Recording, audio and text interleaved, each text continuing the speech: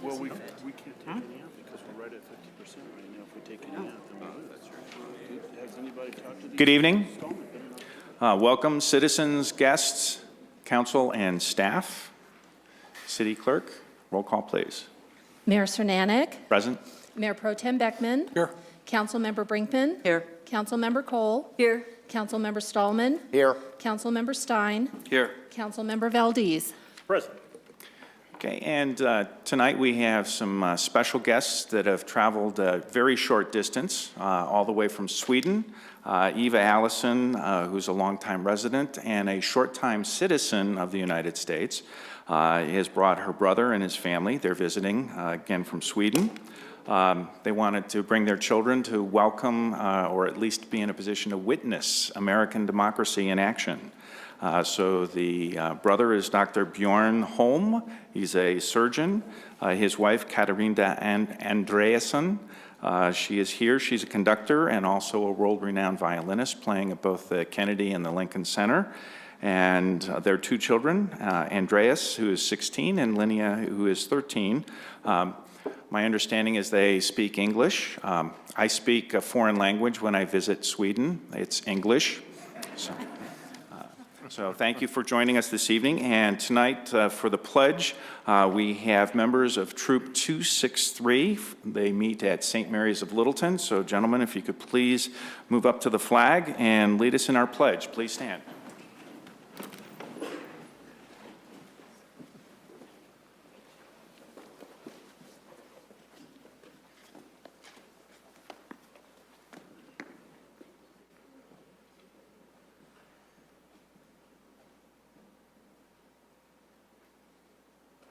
Allegiance to the flag of the United States of America and to the republic for which it stands, one nation, under God, indivisible, with liberty and justice for all.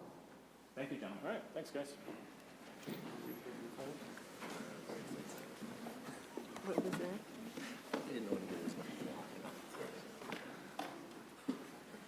How would you know?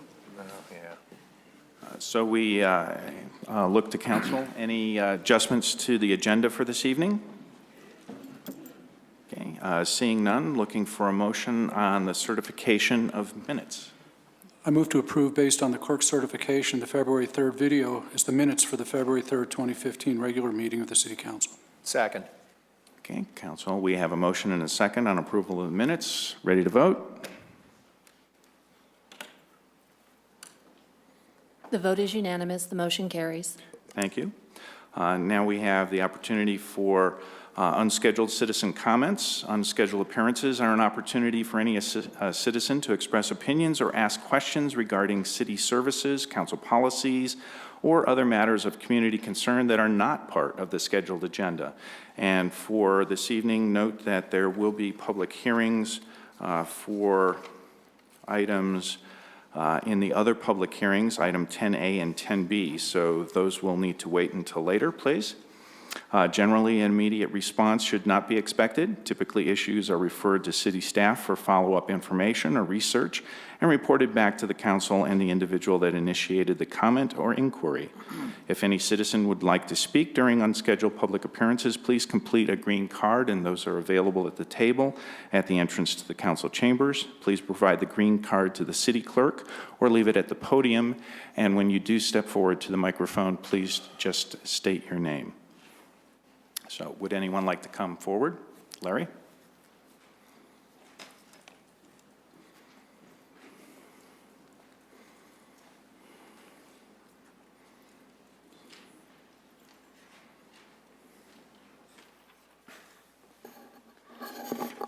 Doug, the lights, please.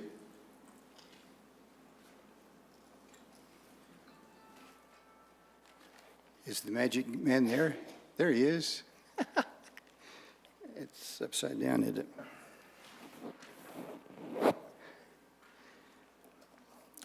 Mr. Mayor, members of the City Council, my name is Larry Borger, and we're here tonight to report that the president of Arapahoe Community College has announced that she intends to close the swimming pool. It's been there. It's a perfectly good pool. It's been there It's a 25-yard pool, 6 lanes. It served the community for nearly 40 years. This is a photograph of it that shows the condition of the pool and the fact that it's there. It was built with taxpayer money, and the taxpaying community pays to swim there. They don't swim for free. By the college's own financial figures, the pool breaks even. The president says that her students don't use the pool, and therefore it's a good reason to close it. Remember these numbers.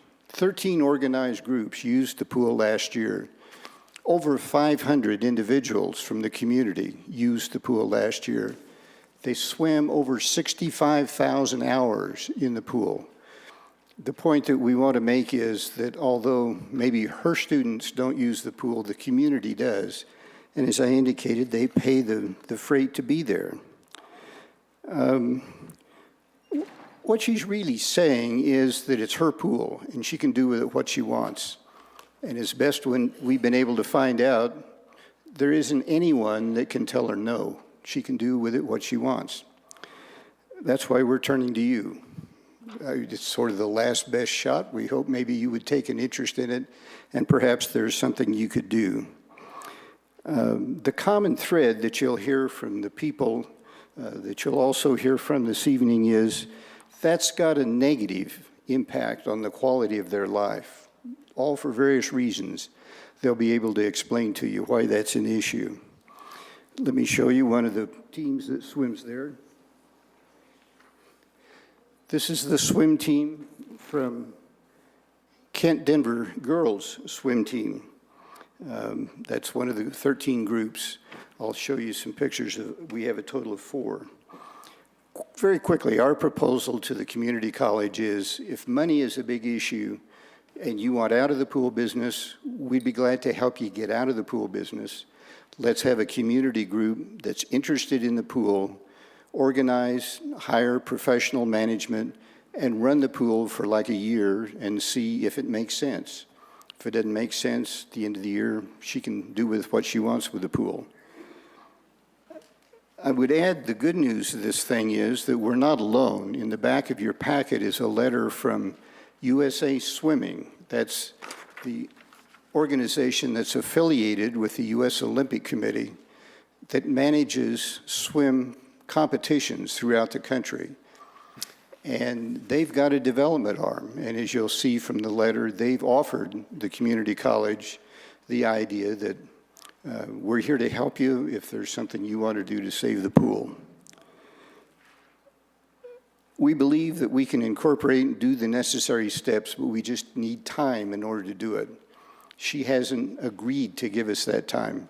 She's going to close the pool June 1, and once it's closed, it's gone.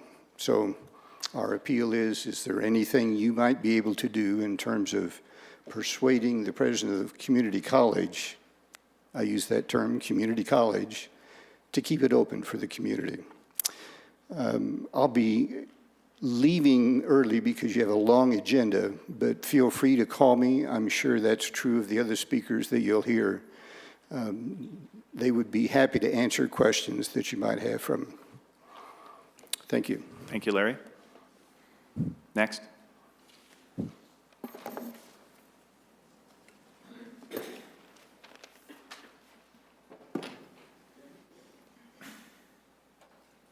Mr. Mayor, members of the City Council, my name is John Hughes, and I'm also here about the ACC pool.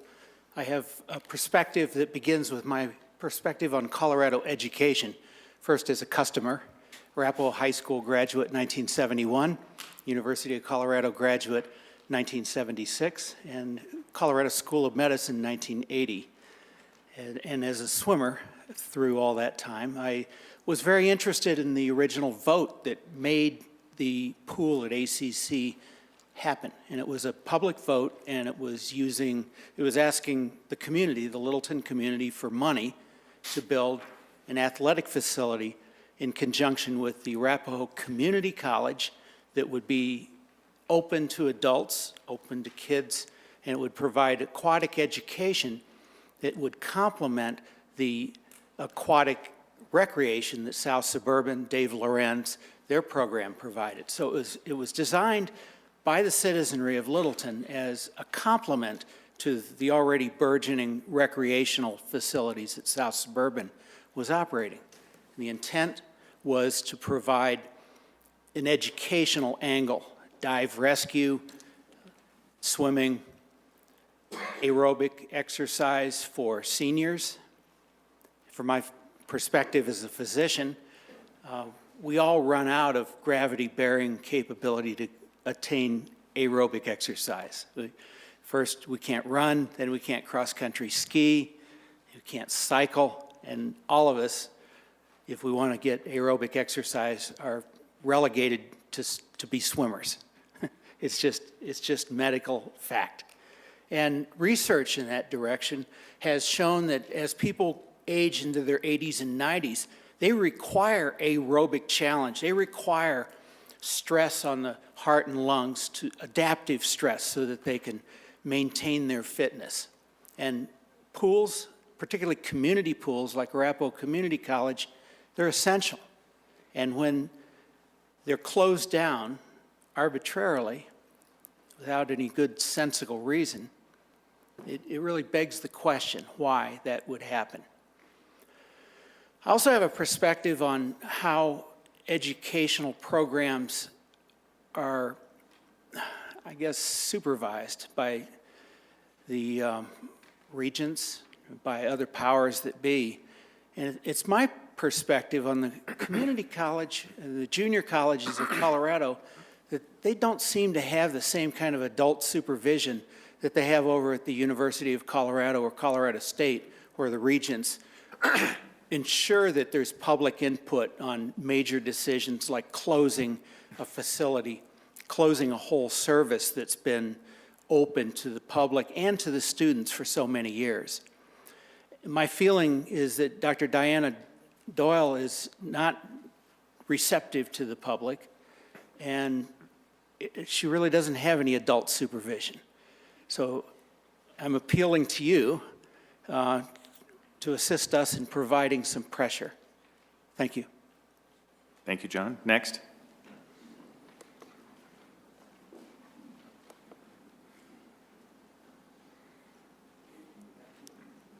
Hi, my name is Tony Kempfer. I've been in a deep water aerobic exercise class for about the last year at the swimming pool. And prior to that, my only experience with the pool had been that in the mid-'70s, I used to instruct scuba diving classes there, and I even instructed canoeing and kayaking classes. And I'm only mentioning that because there's such a gigantic difference in how this pool is marketed and used today versus the way it was 30 or 40 years ago. We would take kayaks into the pool, canoes into the pools, and scuba diving classes. Those things aren't happening in that pool. Nobody's out there marketing this pool and trying to make good use of the facility. The aerobics class is a special class, and this is a special pool. Nobody's spoken about the fact that this pool is unique. There are all kinds of recreation facilities right within a few miles from here. There's lots of places to go swim, but they're not deep water facilities. Why deep water? As it was just mentioned, as people get older, we get arthritis. When we get into shallow water and try to do exercise classes in shallow water with our arthritis, that's difficult on us. We're able to do it in a deep water setting. You have to travel miles and miles in this city to find another deep water pool. When you close this facility, you're closing something that's really very unique. So Dr. Doyle came into one of our classes and said, I'm closing the pool in June. And I said to her, I said, well, who's closing the pool? And she said, I am. And I said, well, who made this decision? And she said, I did. And I said, do you have a board or a committee that helped you to make that decision? No, that's the decision I've made.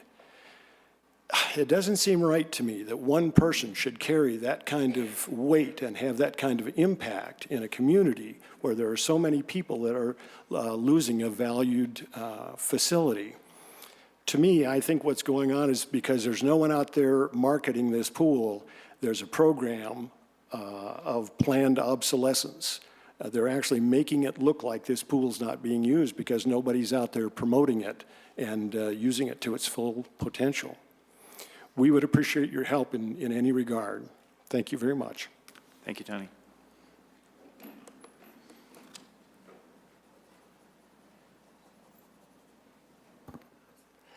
Hi, my name is David McClendon. These political talks are very new to me. I consider myself a neophyte, so I'm kind of out of my element here. But what I do know is what the difference between right and wrong, and I think everyone in this room does. And I'm going to touch on some things that other people have already mentioned, and wrap it up with a couple of extra points. But you know, here in Littleton, we have assets. We have a downtown area that's awesome. We have trails. We've got a pool that we can go to. You know, it's all part of the bigger picture of why I love Littleton so much, why we all love living here. And as the gentleman just mentioned, I don't see how one person can make that decision to destroy such a valuable and used asset that affects so many people. You know, we have a government that is meant to look out so that things like that don't happen. The people should have a voice. As Larry mentioned, hundreds and hundreds of people have used this facility for 65,000 hours. And while we all know that it has been mismanaged a little bit, there's still so many people that use it. Silver sneakers, I'll just run down a list really quickly. Swim labs, masters, students, yes, they do use the pool. A triathlon training group. As the gentleman just mentioned before, the South Suburban lifeguards get certified in the deep portion. So there is no other pool anywhere close that has the depth for the proper certification. South Metro swim team. It's a great organization. These kids, they're going out and they're giving their best, and some of these kids could really do something with swimming. You know, some of them are going to swim in college. Coach Dan does a great job. Some of them are going to swim for their high school. Some of them are not going to swim much at all. But the life lessons that they've learned, you can't put a price tag on that. Speaking even closer to home, my daughter went into the program as a good breaststroker. Now she's doggone good at all four of them. She's amazing. I can't put a price tag on the value of our family directly related to that pool. The economic impact. When a lot of us, we drop our kids off, we go to downtown Littleton and we shop. We eat at the restaurants. We do our Christmas shopping. While it may not be millions of dollars, it definitely is a valuable asset to our downtown Littleton merchants. And that's one thing that I wanted to bring to your attention. And as I mentioned, one person versus the people. I think this is a pretty clear indication of all the people want one thing. Doyle wants something else. And you all have been given a great opportunity to shine on a silver platter. And we really ask that you help us out with this one. You know, we're kind of stuck between a rock and a hard place because she apparently has this power to do this. So, you know, in closing, I would do anything in my power, and as I am, to keep this asset open because it is part of this wonderful community that we live in. It's all part of the big picture.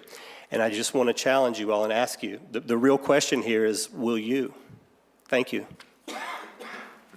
Thank you, David. Next. Hi, my name is Cindy Hughes, and I'm going to just read this because I'm really nervous. I am the leader of the SWM Masters swim team that practices at ACC Pool. Masters swimming is the adult competitive arm of USA Swimming, which is where our Olympians come from. In fact, many Olympians are also master swimmers. Susan Williams, who's from right here in Littleton, Taylor Ritzel, Dara Torres, Nathan Adrian, Rowdy Gaines, Gary Hall. They're all Olympians who are master swimmers. Last year, there were 62,271 registered nationally master swimmers. Colorado has over 2,000. Our team that practices here at ACC is 25, and we consist of professionals in all walks of life. physicians, an Arapahoe County elected official, a rocket scientist, newspaper editors, administrative personnel, medical staff support, an architect, sales managers, a country club manager, school teachers, one who teaches at ACC, a lawyer, IT professionals, just to name a few. I also represent the 13 other competitive groups that hold practices here at the pool, and we have no place else to go if ACC closes. Dr. Doyle will tell you there are plenty of other pools in the area. The trouble is, they are all full with their own groups. I know, I've called them all. She will tell you that a private swim school is opening up in Highlands Ranch and is, quote, accepting community groups. Well, the trouble is they keep their pool water at 89 to 90 degrees. People die when you swim at a competitive level at those temperatures. Just Google Fran Crippen and you'll find out what happened with him. She will tell you the pool isn't used. It was used by over 500 people over 65,000 hours last year. Those of us who depend on the community pool at the community college have nowhere else to swim. Kids can't join other teams. Our coaches lose their jobs. Littleton merchants will lose business. After practice, my husband and I go out for breakfast at a locally owned restaurant, Blueberries if you're familiar with that. The owner will lose over $3,100 a year just from us. And that doesn't sound like very much to you, but ask that business owner. He has a mortgage, a family to raise, and employees to pay. That's a lot of money for a small business owner. Multiply that by the hundreds of folks who use the ACC pool, and Littleton commerce could be seriously affected. We would request that Littleton City Council persuade Dr. Doyle to give us 2 years to lease the pool to a professional pool management company. The costs go away for the college, and we have time to work at building a pool somewhere else. Thank you. Thank you, Cindy.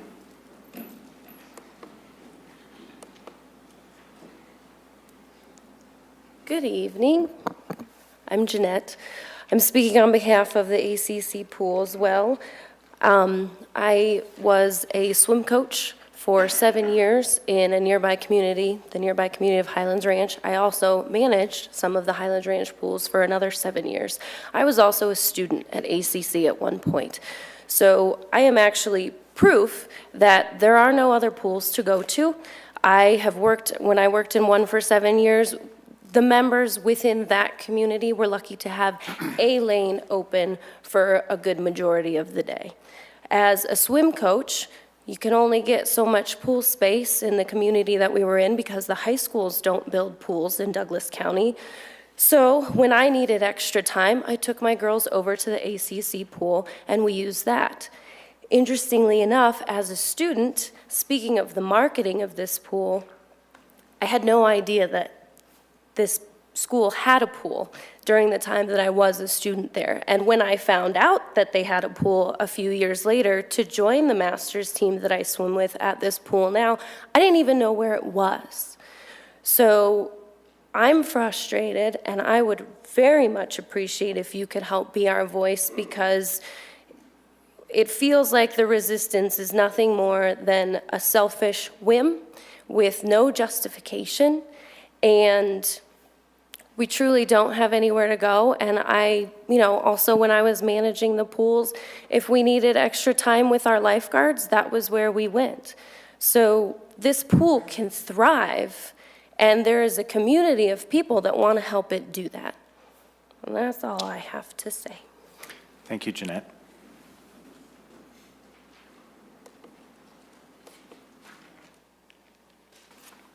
Good evening, Eva. My name is Eva Allison, and I'm a water aerobics instructor at the Arapahoe Community College Pool. I very hesitantly joined the water aerobics classes 5 years ago, as I needed a total knee replacement and could no longer use the ACC gym.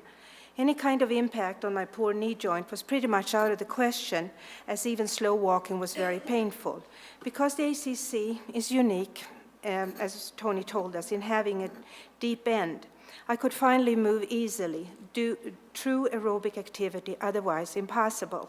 The ACC pool is actually 12 foot deep at the far end, which makes it unique among the pools around here, and the only place where lifeguards can and are trained. The ACC pool became a life-changing experience for me. I managed to postpone the operation for a few years thanks to the water aerobics classes. I went on to certify as a water aerobics instructor, and soon after I got my total knee replacement. I live in Jefferson County, and I think I can speak for all of us who trek to the ACC pool from the outlying districts, Douglas, Jefferson, Denver, and occasionally even Boulder. We found not only the pool, but an incredibly welcoming community. The very first day I was invited to breakfast at McDonald's. Actually, I think I was too shy to go at first, and the experience led to a new direction towards a new, larger community, the city of Littleton itself. I taught Swedish at ACC for many years and taken classes in Italian and French, but these days, we drive to the city of Littleton, and as the previous speaker said, we spend money.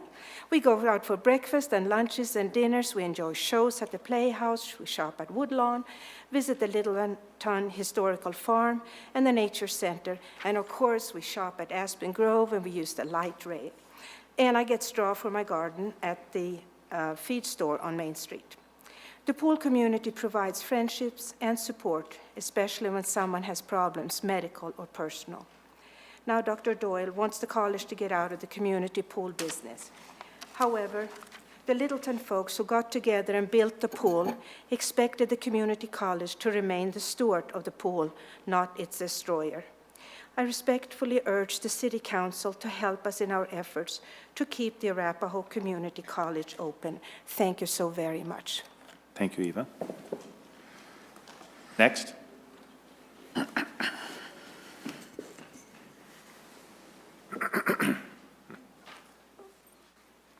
Mayor and members of council, I'm Dorothy Biggs, and my husband and I have lived at 5475 South Lowell Boulevard for almost 40 years now, since 1976.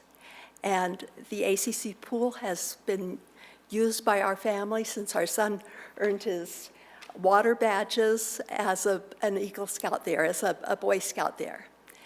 And the pool has become even more important to us as retired people who have joined the water aerobics class. You've heard all about the many benefits of that, but I can testify that it helped me to recover from a broken wrist and to suffer through radiation following chemo or radiation therapy. And it has many benefits for us seniors, and I only want to ask all of you to do what you can to help us to save our ACC pool. It's very important to the senior residents of Littleton. Thank you, Dorothy. Next.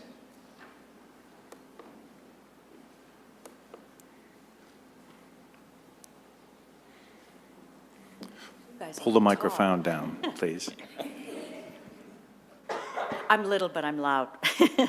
My name is Judy Rosich, and I'm an aquatics instructor at ACC, and everyone has spoken of the great expanding ways we use the pool. You can start using that pool with 6-month-old children, teaching them to swim, all the way up to us old farts, as I call my classes, and that's okay. They're okay with that, and so am I. We really need help in any direction we can get. If you can give it to us, we would very much appreciate it. I can so see the benefits, especially to seniors. The seniors who are in my classes today helped build this pool. I'd like to see us help them back by keeping the pool. Thank you. Thank you. Judy. Next. Anyone else for citizen comments? Oh, yes.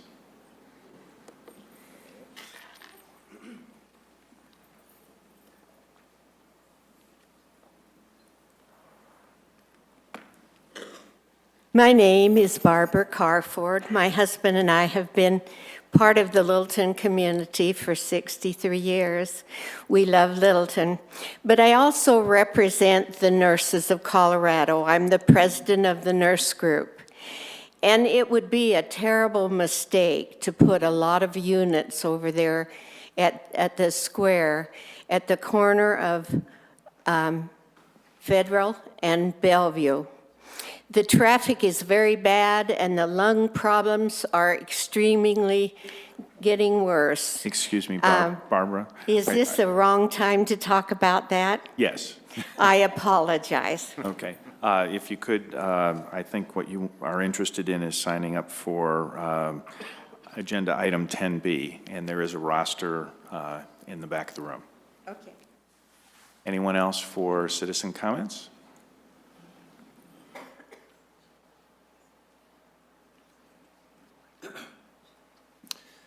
Hi, my name's Michael Mann, and I was born and raised here in Littleton, learned how to swim at the Littleton YMCA, just up the hill.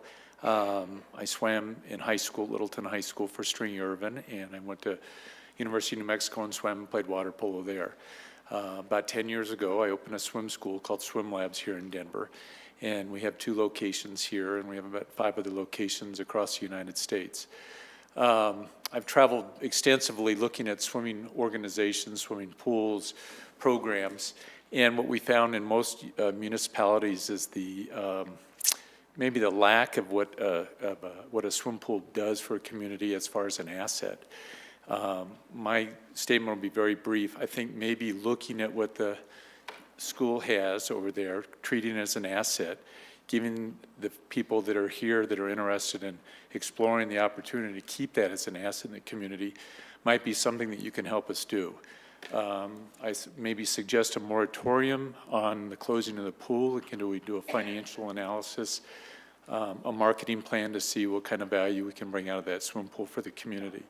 In most communities I've seen across the country, when they truly market a pool and use it for swim teams, pre-swim teams, water aerobics, exercise, training facilities, they can create a tremendous asset for the community financially and keeping the community involved in the swimming world. So I just ask that maybe give us some time to analyze it as a business as opposed as a facility to work out or train in, and see if the viability of that pool makes sense for the community, because I truly think that once you see the numbers, you'll appreciate the value of that facility over there. Thank you.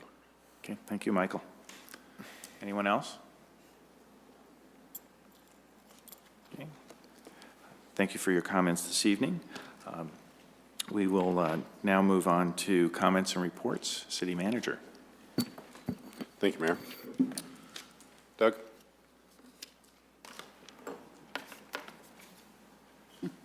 1 second, Mayor. There we go. You may be wondering what kind of animal this is and why he's on our big screen this evening. This is... Jackass Hill. Hey now. No. Just let that sit for a minute. This is the museum's newest addition, and his name is Ernest. He's not a mule or a jackass. He is a male donkey. He's 6 years old and now living on the 1860s farm with Kate, who is a mule. Ernest and Kate are there for demonstrations and to teach visitors about the differences between donkeys and mules. And I'm told that most of the visitors think Ernest is very cute, so he'd have my vote as well. Thanks, Doug. The autobiography of Edwin Bemis, one of Littleton's most accomplished citizens, is now available for downloading on the library's website. Only a few copies of his books were printed, and now the public can read the fascinating account of Bemis's life in early Littleton. A citizen sent the following email to Street Supervisor Steve Alexander last week. Quote, wanted to drop you and your team a note and thank you for the work you do in our neighborhood. This week's cleanup of the sand that is placed during snow days is greatly appreciated. Believe me, I realize the challenges of managing a budget while having a never-ending list of things to do. With public input, of course, and thank you for keeping our neighborhood so nice and making Littleton a great place to live. A couple development updates. Alpine Buick GMC closed on its property at Erickson Boulevard and County Line Road. We are hoping that a Courtyard by Marriott will go into that same adjacent property, so stay tuned for that. Red Rocks Community Credit Union has submitted a proposal to construct a 28,000 square foot, 2-story corporate office building in South Park. A team of city employees, all graduates of the Denver Peak Academy. Thanks again, Councilman Stallman, for bringing us onto that. spent last week at the Bemis Library and Littleton Museum staff and with the Littleton Museum staff to review and refine specific operational procedures. And I believe I told council during the budget process we were going to be doing a couple of these departments a year. So this is the first process improvement project that is designed to look at, as I said, probably 2 to 3 city departments every year with the goal of increasing productivity and enhancing the customer experience. Finance is in the process of preparing for the 2014 annual audit. You will hear from the auditors before too long. That'll be a gripping presentation, I have no doubt. We are continuing to work on our transition to KeyBank from Wells Fargo, and on Friday the 13th conducted a procedures exercise for all of the department staff to make sure we were fully trained and cross-trained. This morning, I participated in a 4-person CEO panel with the American Heart Association for their Fit-Friendly Worksite Symposium. We are one of the top-rated fit municipal employers in the state, and this rating comes from our fit culture and the benefits and health options we offer our employees. And, Doug, if you're here ready again. And last but not least, we're only a few weeks away from the city's 125th birthday. This marketing piece is now playing on Channel 8 and YouTube to promote the weekend's festivities. Let her roll, Doug.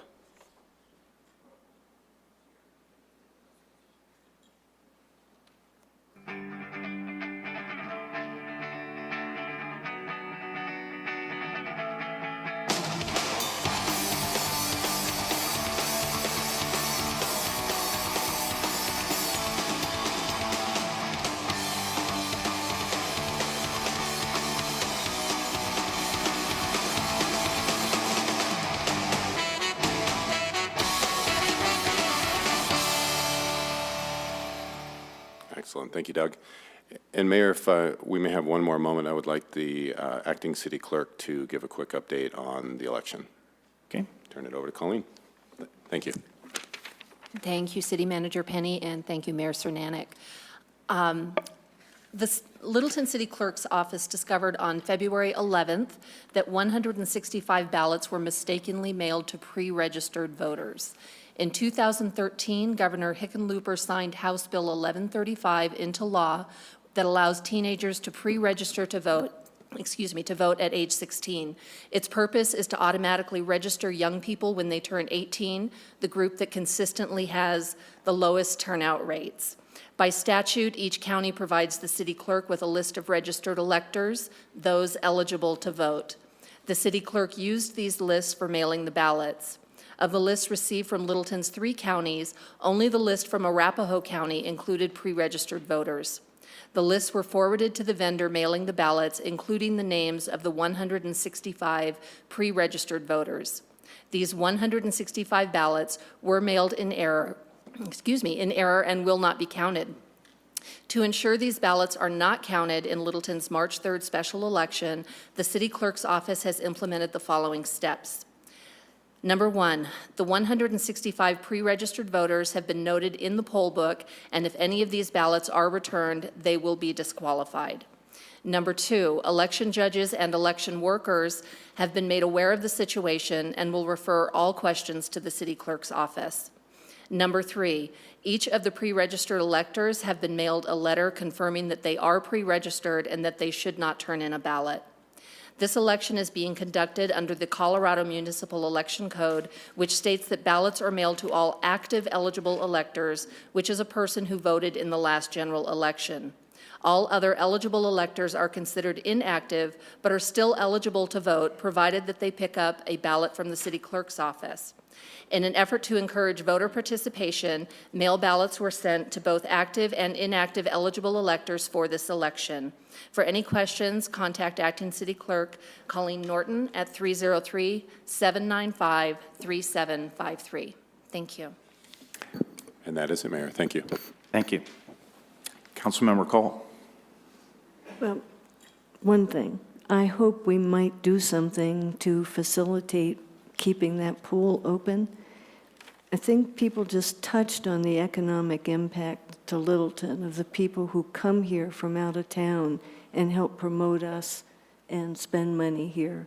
Of course, I have vested interest because I'm a retiree from ACC, but still, I think they make a very, very good case, and maybe we can help in some way. Councilmember Stallman? So do you get free use? Just want to make sure we were clear. No, and then I get invited to contribute money since I'm a retiree, so. In deference to the citizens who have obviously put a lot of work into this, I'd certainly be okay with maybe having the city manager contact President Doyle and suggest that she might consider revisiting the process. She's making her decision via. So I'll kick in my 2 cents there as well. I attended the LIFT board meeting on February 12 as the council liaison. Handful of items that the LIFT board is working on. They're going to get a proposal, an audit proposal request into Anton Collins, the city auditor, in order to conduct an audit of the financial statements for the LIFT, for LIFT proper. We're going to cover a couple of incremental plan modifications tonight in a bit. One item I guess I wanted to ask the city manager maybe to noodle on, or maybe the city attorney. They may be short a quorum on the March board meeting, and I think we're likely to have appointed new board members who wouldn't take their seats until April. So question is, do we have to wait until April, or could we seat their board members early? I'm aware of the issue, and I'm working with List Council on it. So Perfect. Thank you. Thank you. Let's see here. LIFT's counsel, Corey Hoffman, attended the joint county arbitration meeting last Friday, the 13th. Haven't had any feedback on that, but I assume it went well. Corey's nodding in assent. And the board continues to review development proposal submission documentations, communications, support contracts, bylaw changes, et cetera, which are basically all a precursor to having people potentially submit projects to the board for consideration of urban renewal funds to be applied to infrastructure elements of a project where there's a gap in the economics of a property development or redevelopment project. So that's all I've got. Thank you. Thank you, Councilmember Stallman. Councilmember Valdez? 3 things. One, over at the museum, they will have the first Thursday. It is titled The Facet of D-Day Blueprint for an Invasion. The presentation is by author and military historian Clint Whitlock, who I am told is a very good speaker. And Flint Whitlock, yes. It will be Thursday, March 5, 7 p.m. You do need a ticket, so if you're going to go, get tickets now because they will be a hot item. They are a hot item. Also, for the ACC folks that got up here supporting the pool, I would like to see a relationship. We always talk about a relationship with ACC and how can we improve our relationship, and maybe this is, at least we can get started with that right there. Those folks, if the numbers are correct, 500, many of those do come over and spend money in Littleton, and that's always a good thing. And last but not least, one of the speakers who I hadn't seen for 40 years, I don't believe he's here now, but I will be talking to him about that. He was one of my former teachers, but he was also my favorite lacrosse coach I've ever had, Tony Kemfer. So it was great to see him. But he should have stayed for the whole thing, so I am going to speak to him as he used to speak to me. Thank you. Thank you. I have no report. Councilmember Stein? No report. Okay. Mayor Pro Tem Beckman? I saw on the list of activities for the 125th birthday of Littleton on March 7th that the singer-songwriter Megan Burt would be one of the talents. I happen to know her. She is very significant in the Denver music scene, very accomplished, and that should be a very significant event. So I want to recommend hearing Megan Burt. She is quite an accomplished person. I want to talk about the pool just for a minute. Thank you to the people who came forward to talk about this. One question came up that I could not recall the circumstance, and that was how that pool happened.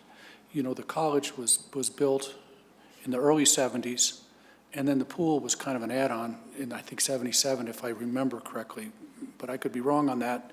And someone mentioned that there was a city vote. I really would like to know that history to see what the position of the city was in relationship to the development of that event and see whether there might be some standing that perhaps has been forgotten over time. So, Larry, if you happen to have that, or any of the citizens, please let me know, because I am always interested in the history. Thank you. Thank you, Mayor Pro Tem. A couple of items. One is I don't typically always read all of the proclamations, and I'm not going to read all of this one, but back in 1912, complimentary to the Boy Scouts of America, the Girl Scouts of the USA began on March 12th. And there's a proclamation that March 8th through the March 14th will be known as Girl Scout Week in the city of Littleton. And I'm not going to read the long whereases that are included in that, but a couple of the items that the Girl Scouts do pay some attention to is financial literacy. And given my day job as a financial advisor, I encourage folks along that path. And then secondly, also with regard to STEM education, which is science, technology, engineering, and mathematics. And I don't want to forget the arts, because I sometimes will mention the arts as part of that, making it STEAM, but just wanted to mention that. Not this last Friday, but the Friday before, attended a metro area housing conference that was quite interesting because it dealt with a number of items, but particularly one of the breakout sessions was around diversity of housing, and there was a panel there basically supporting what was subsequently introduced as Senate Bill 177. Council will remember that we've earlier taken a resolution regarding the diversity of housing and addressing the impact of the current construction defects statutes that exist, and looking for modifications of those that will help facilitate the building of owner-occupied attached housing that seems to have not necessarily dried up entirely, but typically where it was running about 20 to 25% of the building of residences across the state. It's now running at about 3.1%. And we know that a number of projects have come before this council where the builder had some interest in it being owner-occupied, but is going to be starting out, or at least is currently going to be starting out, anticipating rental. That bill has been co-sponsored in the Senate by Senator Ulibarri of Adams County and Mark Scheffel, Senator Mark Scheffel from Douglas County. It's going to be, at least in the phone calls I've made to some of the legislators, it's probably going to make it through the Senate. The question will be what will happen in the House, where it got stung last year. Although it's been strengthened with regard its consumer interests on that. Along with a team that my wife and I have together for the American Lung Association, the City of Littleton employees actually have a Fight for Air climb team for this Sunday. So if you think of us early Sunday morning climbing 56 flights of stairs, any of the Boy Scouts are welcome to join us, I'm sure. On that front. And then with regard to the pool, I'm sure that folks realize we really have no jurisdiction, although Mayor Pro Tem did mention the possibility of, is there some standing on the part of the city, and checking through with that. I'm not sure if that is the case, but that would be interesting information, and maybe historian Mr. Borger would have some of that, and we'll see on that front. I am sympathetic. I've been a swim starter, swim coach, swim judge, and have at least one daughter that went on a partial swim scholarship, so I appreciate some of the value that a pool can have on that front. So with that, we'll move on to the consent agenda item. So, consent agenda items can be adopted by a single simple motion. All ordinances must be read by title prior to a vote on the motion. Any consent agenda item may be removed at the request of a council member. First is consent agenda item 7A. This is a resolution approving a maintenance agreement for Mary Carter Greenway at Riverside Downs area between the City of Littleton, South Suburban Park and Recreation District, and Hillside Farms.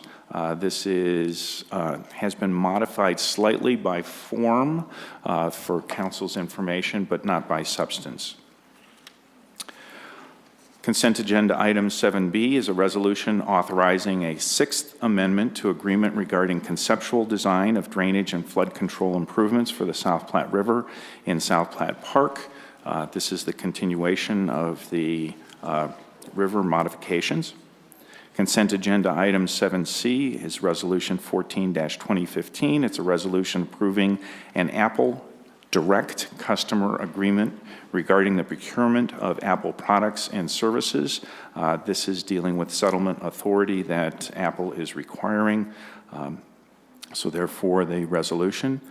Consent agenda item 7D is ordinance 17-2015. It's an ordinance on first reading granting an easement to Arapahoe County, with that second reading to be on March 18th, since we will not be having a meeting on March 4th. Or March, what was it? Wait a second. Is it March 10th? We will not. March 10th, there is no meeting. So this will be March 6th or 7th? 3rd. 3rd, March 3rd. So it will be March 3rd. Okay. Just didn't have it in front of me. Okay, so council. Yeah, thank you. Motion to approve consent agenda items A, B, C, and D. Second. Okay, council, we have a motion and a second regarding the consent agenda items. The vote is unanimous. The motion carries. Thank you. I know, it must have been something I said, I suppose. Yeah, okay. Now we move on to ordinances for second reading and public hearing. The first of these is ordinance 01-2015, which is an ordinance on second reading adopting the 2014 edition of the National Electric Code, the 2013 edition of the Safety Code for Elevators and Escalators, and the 2011 edition of the Safety Standard for Platform Lifts and Stairway Chair Lifts. Director Thielen.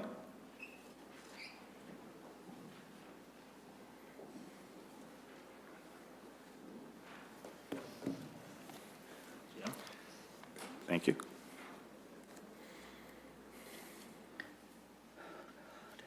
Good evening, Council. The last time we met a couple weeks ago, you asked a question that my memory kind of lapsed a little bit and I couldn't answer your question. And that was, are residential chairlifts included in our yearly inspections? When it comes to residential chairlifts, we only do an initial inspection when it was installed, and then it becomes the sole property of the owner, and we're not involved in that anymore. So, given that, Council, have any other questions that I can answer? Jim, thank you for coming back with that. That had been primarily my question, because I was concerned about one time a year, 2 times a year, ongoing inspections with a fee to a senior I citizen understand. or somebody who has a chairlift, and you've answered that well. Thank you. Councilmember Van Dijk.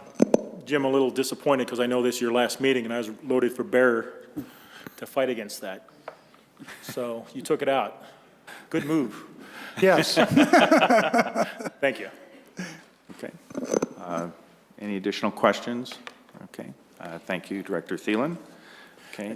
This being a second reading, there is the opportunity for a public hearing. On this, there's no one listed on the roster, but I will open the public hearing at 7:24 p.m. If anyone would care to comment. Close the public hearing at 7:24 and 30 seconds. Okay. Council looking for a motion.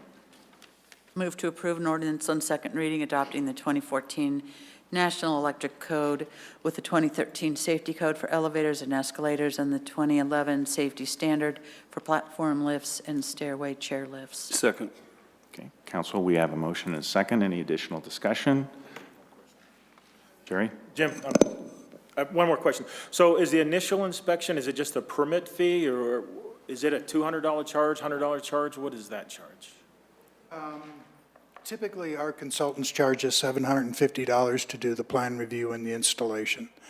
That goes into and then we pay that out of my consulting budget. So that's the only cost to them. To the resident? For residential chairlifts only. We have the initial plan review and installation, which our consultants bill us $750. So today, Right, and then residents pay $700? $750. I mean, And that is taken care of by, well, eventually it goes to the homeowner, but that is paid by the contractor who is going to install it. So that includes installation as well, then? The That $750? includes the inspection for installation. And that's what they pay today? Yes. So nothing, that will not change then? No. Okay, thank you. Any additional questions, discussion? Council, we have a motion on the floor for ordinance 04-2015, or excuse me, I'll get the right number. 2015. 2015. 01-2015. 01-2015. There we are. Ordinance 01-2015 with the list of codes. The vote is unanimous. The motion carries. Thank you, council. Next up is ordinance 04-2015. I got to keep myself on the right page. This is, again, an ordinance on second reading, changing the definition of owner as it pertains to refunds for the elderly. Director Farman, any staff comments? Yes, thank you. Good evening, Mayor and Council. Just a few bullet points about the city's program. This is called the Refund for the Elderly or Senior Property Tax Refund Program that's existed since 1975. The city's program refunds $10 to $100 annually to citizens at least 65 years in age that have fully resided in the city during the past calendar year and paid property taxes on that property during that calendar year. There are two refund schedules in the city code, and one is for an owner of the property and one is for a renter of the property. An citizen can qualify for either one of those schedules depending on whether they hold legal title to the property. The full refund to the owner would be $100, and the full renter's refund is $30, and that's per the schedule in the city code. The proposed ordinance to be considered this evening would expand the definition of owner from, and it's currently, that person of record of whom is vested ownership, dominion, and title of said dwelling. So it also add the clause, or the person who is not the owner of record of said dwelling only because the property has been purchased by or transferred to a trust, corporate partnership, or any other legal entity solely for estate planning purposes and is the maker of the trust or the other legal entity. The state also has a senior property tax exemption program, and it does have this similar clause in it, and an applicant who qualifies for the estate planning purposes could be considered the owner. And with the state, the exemption is 50% of the first $200,000 of actual value of the property, and approximately 2,200 Littleton senior city citizens received that benefit for that program in 2014, so 2,200 citizens. This ordinance was first proposed by Councilmember Stallman, and currently it is not supported by staff just because of the additional fiscal outlay of approximately $14,000. And there's also this existing state program and the current city program that's existed since 1975. Okay, questions from council? Councilmember Beckman. My question is, how would we determine as a staff, would we have to review documents, legal documents, state documents? Would it have to be a staff exercise to be able to make a determination whether the person is still legitimately the owner based on that, the way that they've arranged their assets in a trust? Well, that was one comment by the city attorney's office about 10 or 12 years ago. They issued a confidential memo to the council at that point in time. And the state program does have penalties in the statutory code for falsifying documents or making false statements in regards to their program. With recommendation for our program, we already are using over 250 hours of staff time. We would just ask for an attestation from the applicant that they would attest to the fact that that is for estate planning purposes. And that's really all we can do, rather than taking more staff time to review legal documents. We'd have to have somebody with that legal expertise. So you'd get a statement from the applicant and you wouldn't see all the documents. That would be basically. That's correct. That's correct. Unless we wanted to ask for some other type of legal record, and we haven't worked out the details of that with the city attorney's office, but that could be another component to ask for a copy of that legal trust document. Okay. Thank you.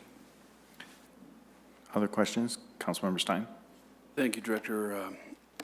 I have a quick question. In the staff recommendation, you go on to state, and I won't quote because you wrote it, that if council approves this ordinance, you have a suggestion to adjust the assessed value table, and you go through some suggestions to account for inflation. Could you kind of take me through that math so that I could understand how it is that, what are you trying to accomplish and how you're trying to get there and what's the final result? Sure, and it is, kind of a minor point, but just in looking at the city code, and obviously those values back in 1975 were a lot different assessed values than what is in today's dollars. So taking those values into today's dollars and using the inflationary indexes, that's where I come up with 4.42 or 442% of those values from 1975, bringing that up to today's values. So I think the top value for the $100 is about $19,000 of assessed value, and in today's dollars that would be a little bit over $90,000. So still not a significant amount, but just bringing it up to more reasonable levels. That was my suggestion. So if I understand you correctly, and I may not, please tell me if I don't.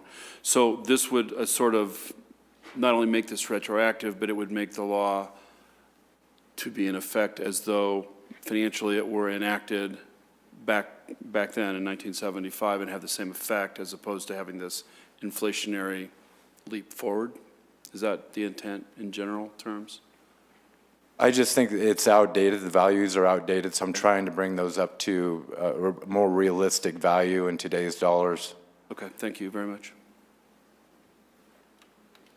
Councilmember Stallman? Yeah, I don't want to overscience this one. Very simply, what we've got and what I've gotten over the years, every year it seems like when these things happen, you talk to somebody who basically says, hey, I've lived in my house for 40 years.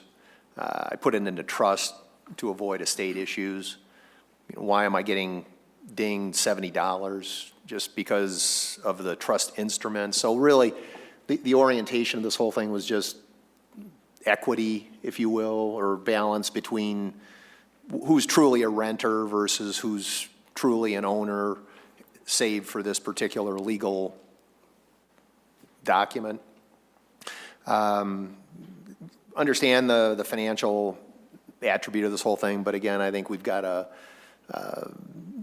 large senior demographic, and in my opinion, I think it's the right thing to do for the folks that continue to own their homes via a slightly different methodology, but actually, have continued to reside in the same home they've lived in for years. So that was really what was behind this. Okay. Councilmember Valdez? The total amount we're talking about right now, estimate is about 14,000. Yes, and that is an estimate because we really do not know how many trusts exist out there for Littleton citizens that have done that and moved their Who property. actually take advantage of it. Not everybody does, of course. Exactly. Of course, putting things into a trust there are tax consequences, favorable tax consequences of doing that in the first place. I mean, it's not just all, just for transfer of property. There are tax advantages. And I think for the amount we're talking about here is, I can support this, and thank you for bringing it forward. Thank you. Just on help me with the 200 estimate of the number of trusts. Give me a rough idea how you came about with that, because that's key to the estimate. Yes, it's just in talking to our staff in the finance department and looking at some of the inquiries over the past few years, we gauged it to be roughly between 175 and 200, just from people that have called and asked about that specific component. So it could be a lot larger than that. It could be smaller based on how many applications we actually receive. Yeah. So, but they would have to. Very rough estimate. Yeah, they would have to age qualify as well in this area. They so still would have to meet the other qualifications, yes. Okay, and then in this, I mean, folks typically have gone through a trust document and going through this, so I know that they've expended some dollars on setting up their estate planning that's there. Not that everyone that does estate planning necessarily is always of tremendous means, but they tend to be. So hopefully it's only the folks that really need it. That's an encouraging statement, not to you, but to others, might be the ones that actually move out there. So and actually go through and file it. So. Yes, and if council, as Mayor Pro Tem Beckman mentioned, the attestation, if council is satisfied with us just asking for that attestation, we really are relying on somebody's word.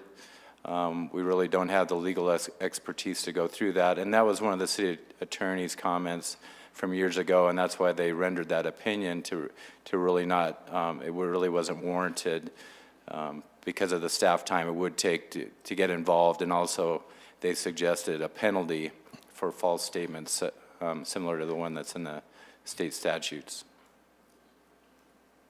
Thank you.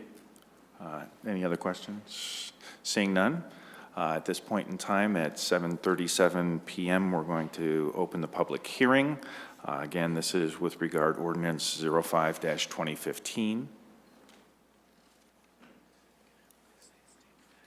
Doug?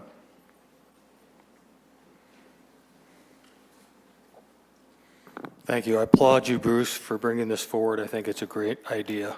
While estate planning you may think of as being people of means, and I think one of you said that, one of the purposes of putting this stuff in a trust is to avoid probate court, which can drag out for more than a year. In my mother's case, she lives in Phoenix.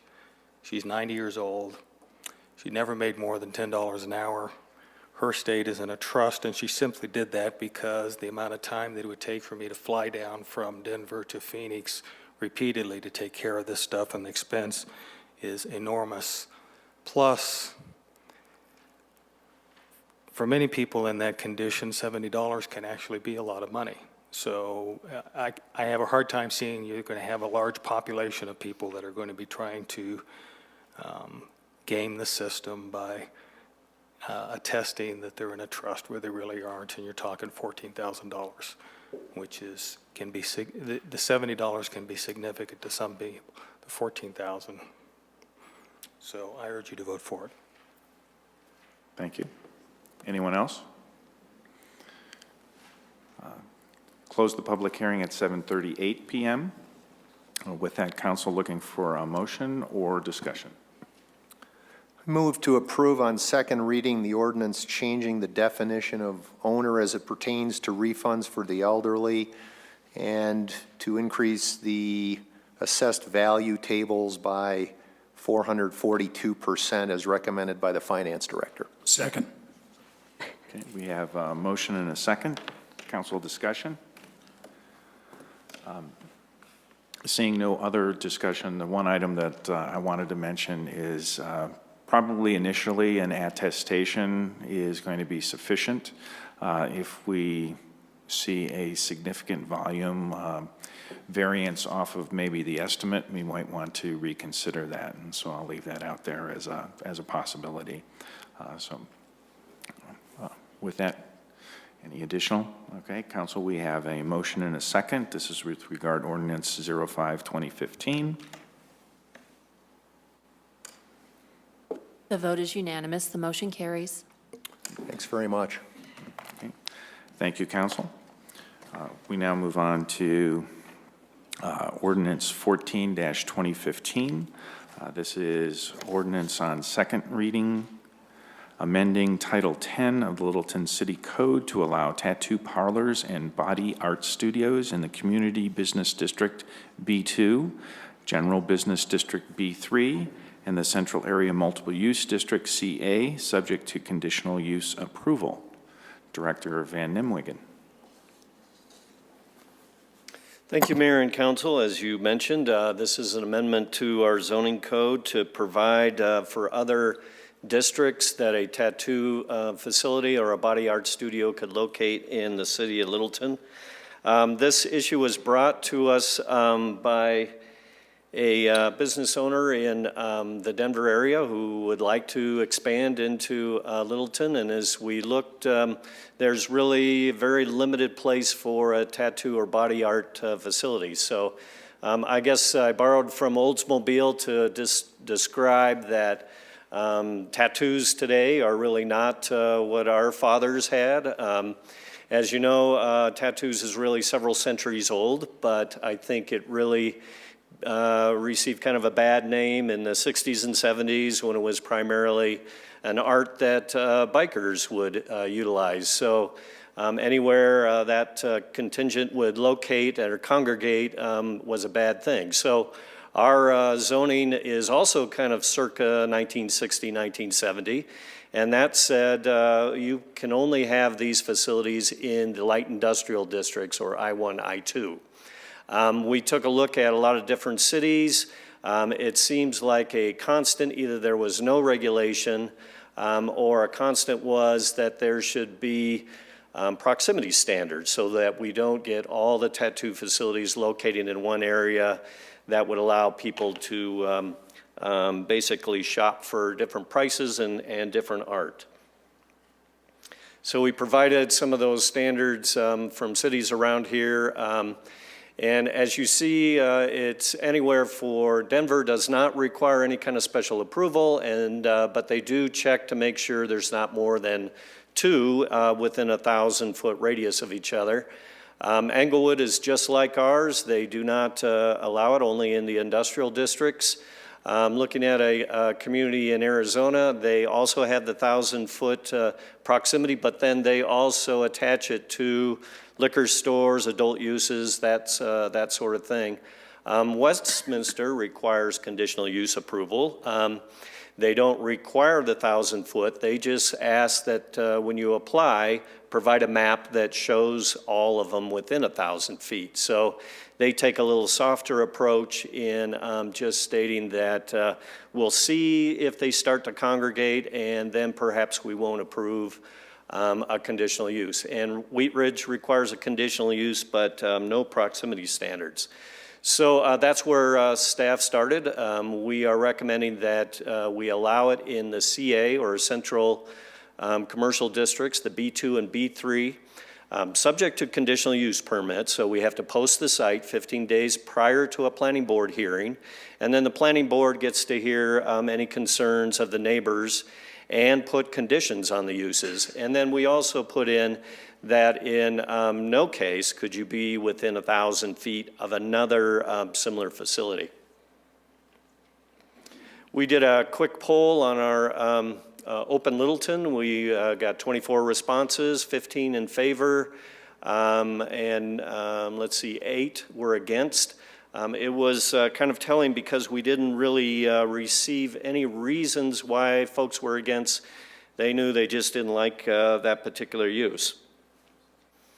So we spent some time with the planning board, actually 3 different meetings with them, and they raised a lot of good issues. One of them was, can we limit the amount of signage or the type of signage for this type of use? And we did add in language stating that you must meet the sign code, so I guess the answer is no.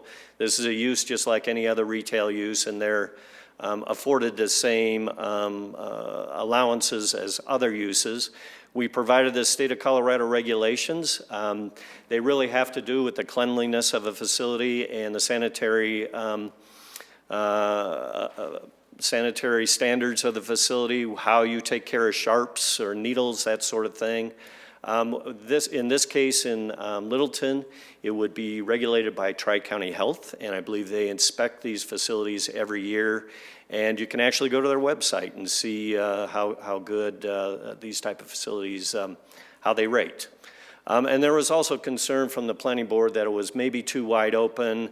Are there areas we can direct them to when they do get a case like this? What are some of the areas of conditions? So we added really, the reason for a conditional use permit is a chance to put conditions that limit the impact on adjacent uses. So we put in hours of operation, parking, outdoor lighting, and other security measures. What was interesting to me is hours of operation. These are not 24-hour uses anymore. They are actually, and at least the folks that I spoke to, they close down at 8 o'clock because they do not want that after-bar crowd coming and getting a tattoo and then waking up and suing them the next day. So it's a very different use, I think, than what we initially think of. One of the things the planning board wanted to look at was, should we put the same standards that we put on medical marijuana? This was a map that kind of indicated that, and I think council's familiar with the proximity to parks and schools and daycares and from each other. So that's all the green and brown blobs on the site. And then the purple is the new commercial districts that we're recommending it be allowed. The blue is the industrial districts that it's allowed now, and the red circle in the center of downtown gives you an idea of a 1,000-foot radius of a circle. So I think what the planning board realized from this is, boy, that doesn't really leave any areas, so they backed away from that, and if you clear those standards away, this kind of shows those districts in Littleton where this would be a new allowed use. Again, we put a circle right in dead center of the downtown to give you an idea of what 1,000-foot looks like, and it really does kind of mean that in the downtown area there could be one of these facilities. But you could certainly see them along Broadway Road or perhaps some areas along Santa Fe. So with that, the planning board on January 26 recommended approval of the ordinance that's before you by a vote of 7-0. So I'd be happy to answer any questions the council might have. Councilmember Beckman. My question is, we chose in the presentation here to go B2s, B3s, and CAs, but really CA is downtown, is the old downtown. And by definition, that's a district that promotes a mix of residential, retail, office, amusements, and associated commercial and business uses. I think that's problematic. And this is going to be one of those issues where you either love it or hate it. But I have to tell you that I tend to be a very open and free with lack of controls with businesses. I think that's appropriate. But in this case, we have this very unique CA that we've intentionally created a mix. And the kinds of mix that we have, I think, is going to be very problematic to do a conditional use. You're kind of setting up a circumstance for a lot of concerns to be expressed. You're passing it on to the planning board. And our history on this is that in the last, I'm thinking 10 years, there was actually a tattoo parlor on Prince Street. It snuck in through some circumstances of mistakes, but it ended up there. And it was not well received, is my recollection at the time. I was working in the police department at the time, and there were issues, because right above it was a residential housing area, as CA is, and it just didn't fit. And there are places in B1 or B2 and B3 where clearly it would fit, and I'm just concerned that we included CA. Councilmember Stallman?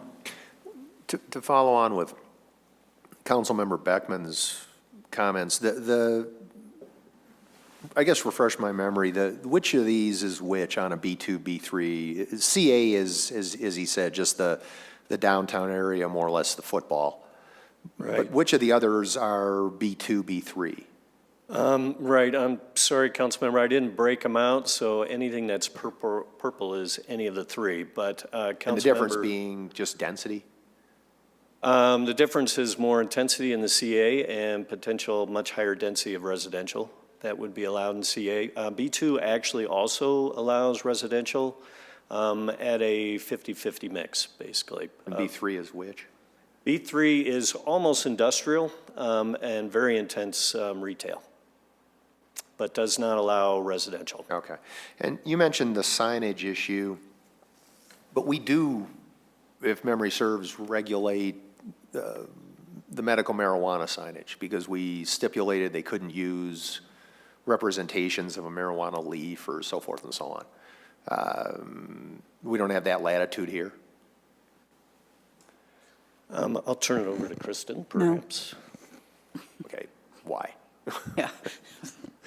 I'd prefer to advise on that in written communication to you. So if that is something that you'd like to hear, I'd ask that we table this matter for 2 weeks.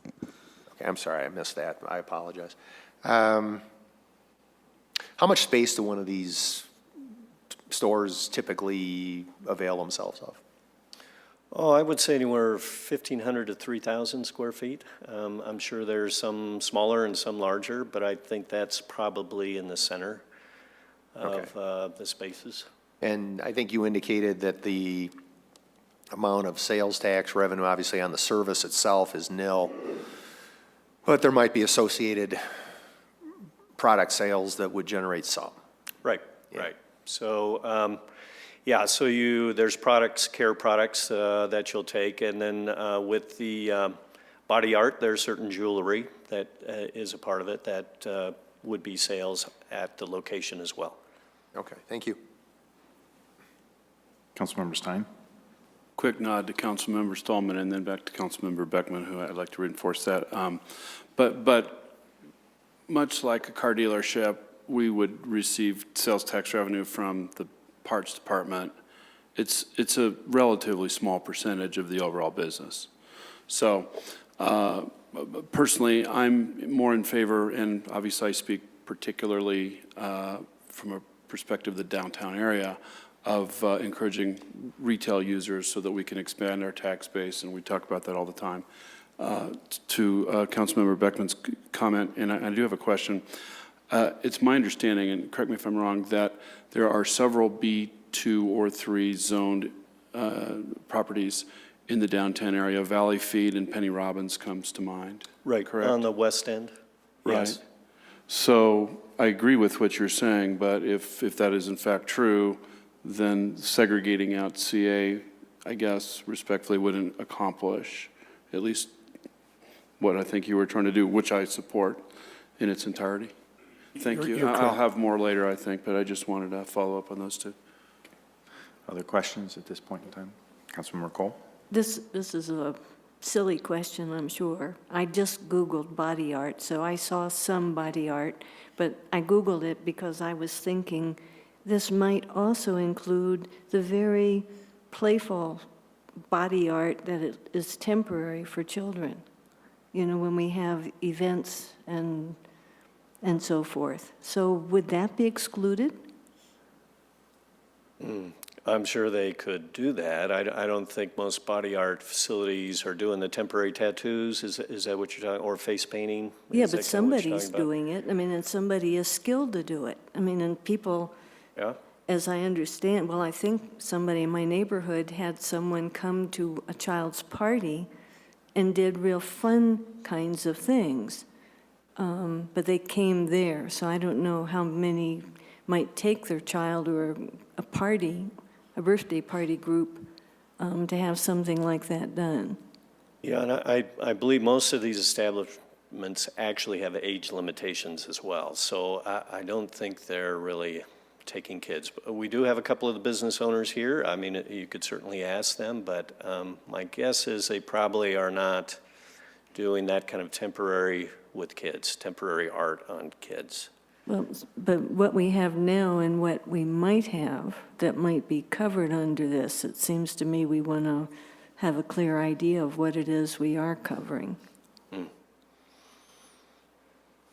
So, I mean, if With respect, maybe I could just, I mean, I kind of think you answered your own question, because if these are people that are coming to people's homes to provide henna tattoos or whatever, face painting and stuff, that's not what we're discussing. I don't think, is regulation, zoning changes, amending the code. These are simply people that are going to somebody's house to perform like a clown or a magic show or something. So am I missing something here? Is it? No, I think I don't that's see any accurate. I don't see any comparison at all. what is coming to my mind is when we have, for example, Western Welcome Week Parade Day. Now, that would be temporary, but would that be covered by this? Of course, we're not going to have that exotic art, but I'm just wanting to make sure we're not excluding something by accident. Oh. I'm gonna probably ask if there is a business owner that maybe during public comment or public hearing, they would come forward and maybe provide a clarification. But I think the particular part in here that I would think is distinguishing is when you're talking about a tattoo parlor and body art studio, are those that fit under the inspection auspices of Tri-County Health, whereas I don't think a temporary or a face painting or a temporary tattoo would necessarily fit under that Tri-County Health. Mayor, if I can jump in, yeah, I think one is a zoning question, which is what's before you, and the other is a business model question for it. The temporary use is not the issue. The issue before you is the zoning question. Glenn, or Director Van Nimwegen, I do have a question. Those folks that are administering, you mentioned the business and the business premises are subject to Tri-County Health.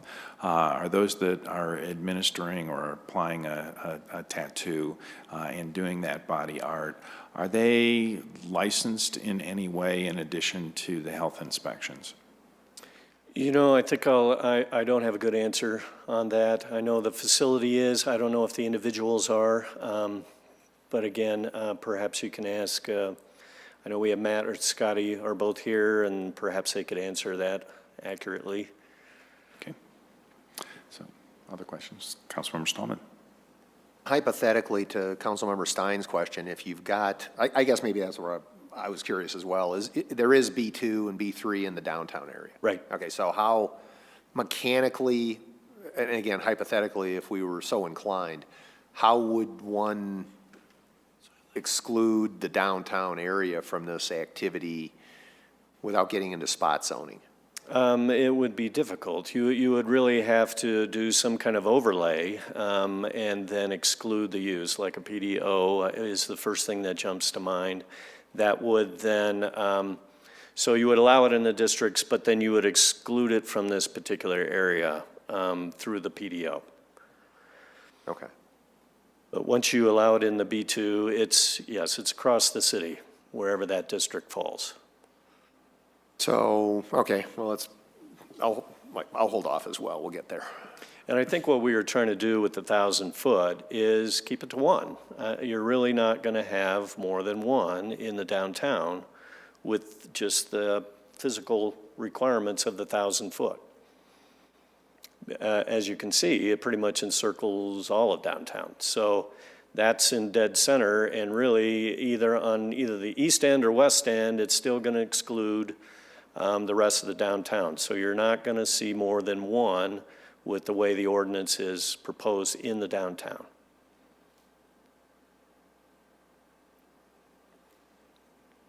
As far as the body art goes, will cosmetologists or cosmetology, putting makeup on, that kind of thing, can it be within 1,000 foot of that? That's a good question, because there is putting makeup on that's temporary, would not, but there's also permanent makeup that's same process, and I believe regulated by the state as well. So I guess we'd have to look on it a case-by-case basis. If it's a very small part of the business, is it really just an accessory to the main business, which might be a spa, that sort of thing. So it'd be hard to say in all cases. If you happen to do 80% of your business is a spa and a small percentage is doing permanent makeup, I would tend to say as a zoning administrator that no, that's not the principal use. It's not a tattoo facility. So if a Avon store or whatever moved into one of our retail stores, would that be effective? Certainly not Avon as I know it, right, where it's just selling the products and it's temporary. Well, They're not but they would regulated. apply it to people. Right, but it's not regulated by the state. I think the mayor was onto something there. It doesn't have a separate set of regulations that say this is unique because you're going into the skin. So it's worth regulating. Right, thank you. Other questions? None at this stage. Thank you, Director Van Nimwegen. Don't go far. Okay, we're going to open the public hearing regarding Ordinance 14-2015 at 8 p.m. Is anyone looking to come forward or an owner that wants to comment?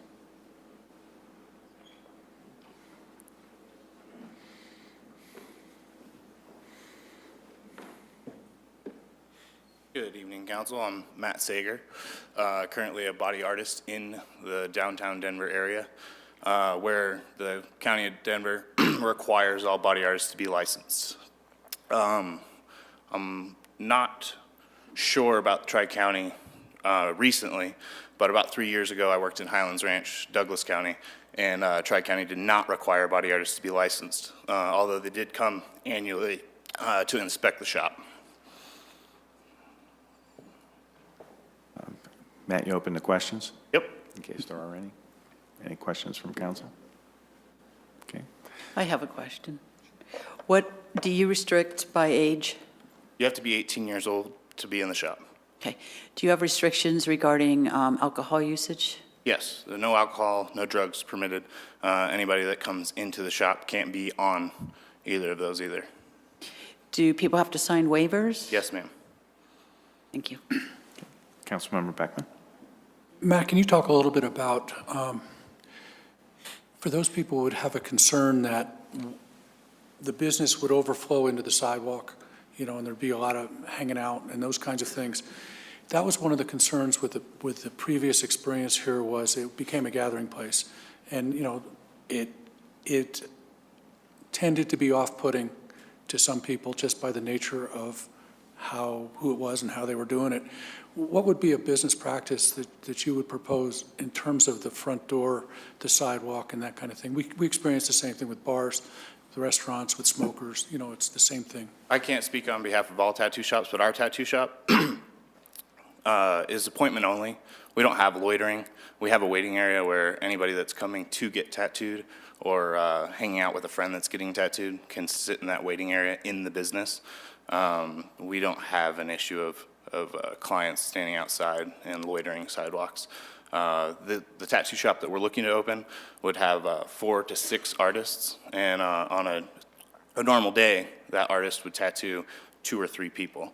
So you're looking at throughout the period of noon to 8 o'clock, a total of 18 people maybe coming through, not all at once and not standing out front. Thank you. Mm-hmm. Okay. Council, any other questions? Thank you, Matt. No. Oh, wait a second. I was just going to ask, your hours of operation are normally what? Noon to 8. Noon to 8, okay, and is it 7 days a week or? Generally, we have Sundays and Mondays off. Okay, and you said ballparky, maybe 18 people a day, is that an average? On a given day, and that would just depend on, the size of the tattoo and how many tattoos that artist particularly is doing that day. And do you, generally speaking, because I don't have any idea, do you generally get people, a lot of repeat customers, or are they generally one-timers? Lots of repeat customers, especially the shop that we're looking to open. It's been around in the Denver area for 13 years. Yeah. And comes with a high reputation, and our work speaks for itself, and the people that are coming in for that work. Is it the quality of the artist that really dictates the? Correct. Okay, so. The quality of the artist and the technical application of the tattoo.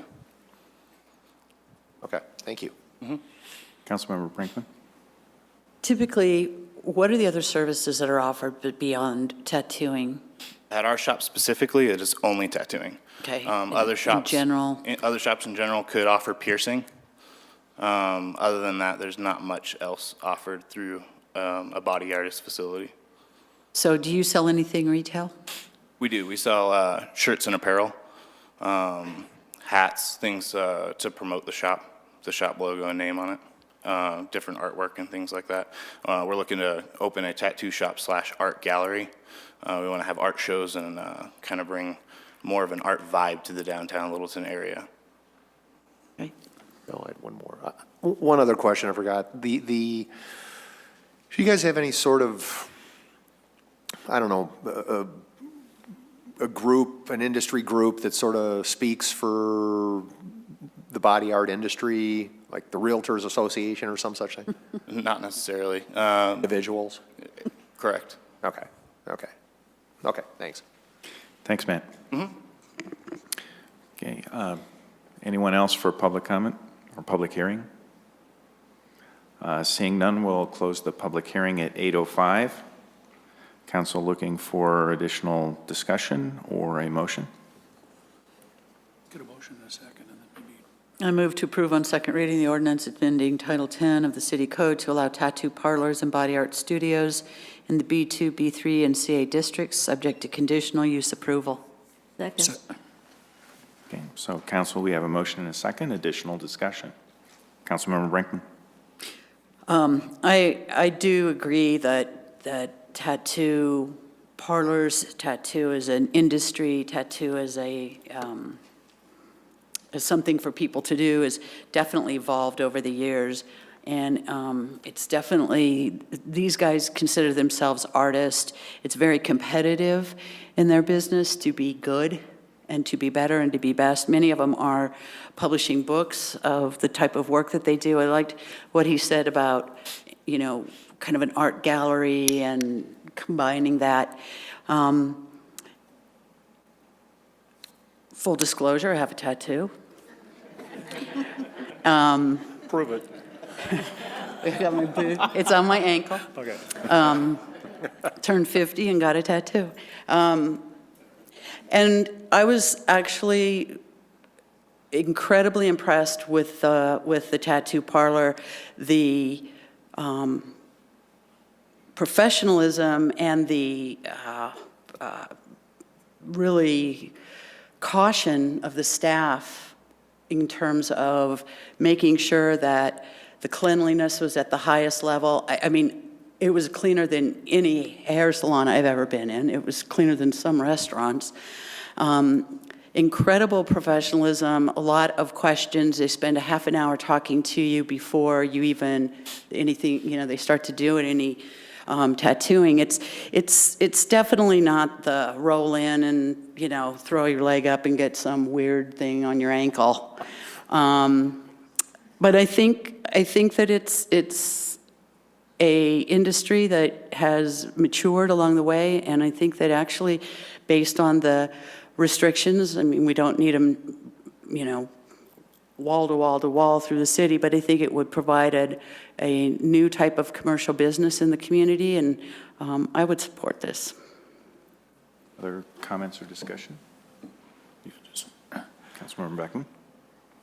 I think the key to the success of this would be the conditional use requirements. And I have confidence that between council, staff, and the planning board, we could ensure that the kind of business feeling that we're trying to get within our downtown area, as much as we can influence it as a government, I think we could get something appropriate. I think the demand is going to be on the planning and the staff to come up with the conditional uses that meet that, so that it is going to be exactly as Councilmember Brinkman described, you know, high class, high art level, high quality, and you know, the best of the best, because that is really our goal for downtown, the best of the best. So I'm thinking that with those conditions, one in the downtown area, I'm really not concerned about the B2s, B1s, and I'm not concerned about tattoo parlors. That's not really what the issue is. It's that magic downtown area that we have that we want to take an opportunity to protect. So I'm creating a heavy demand on staff and the planning board to be able to find a way to put that into conditions. Councilmember Stallman?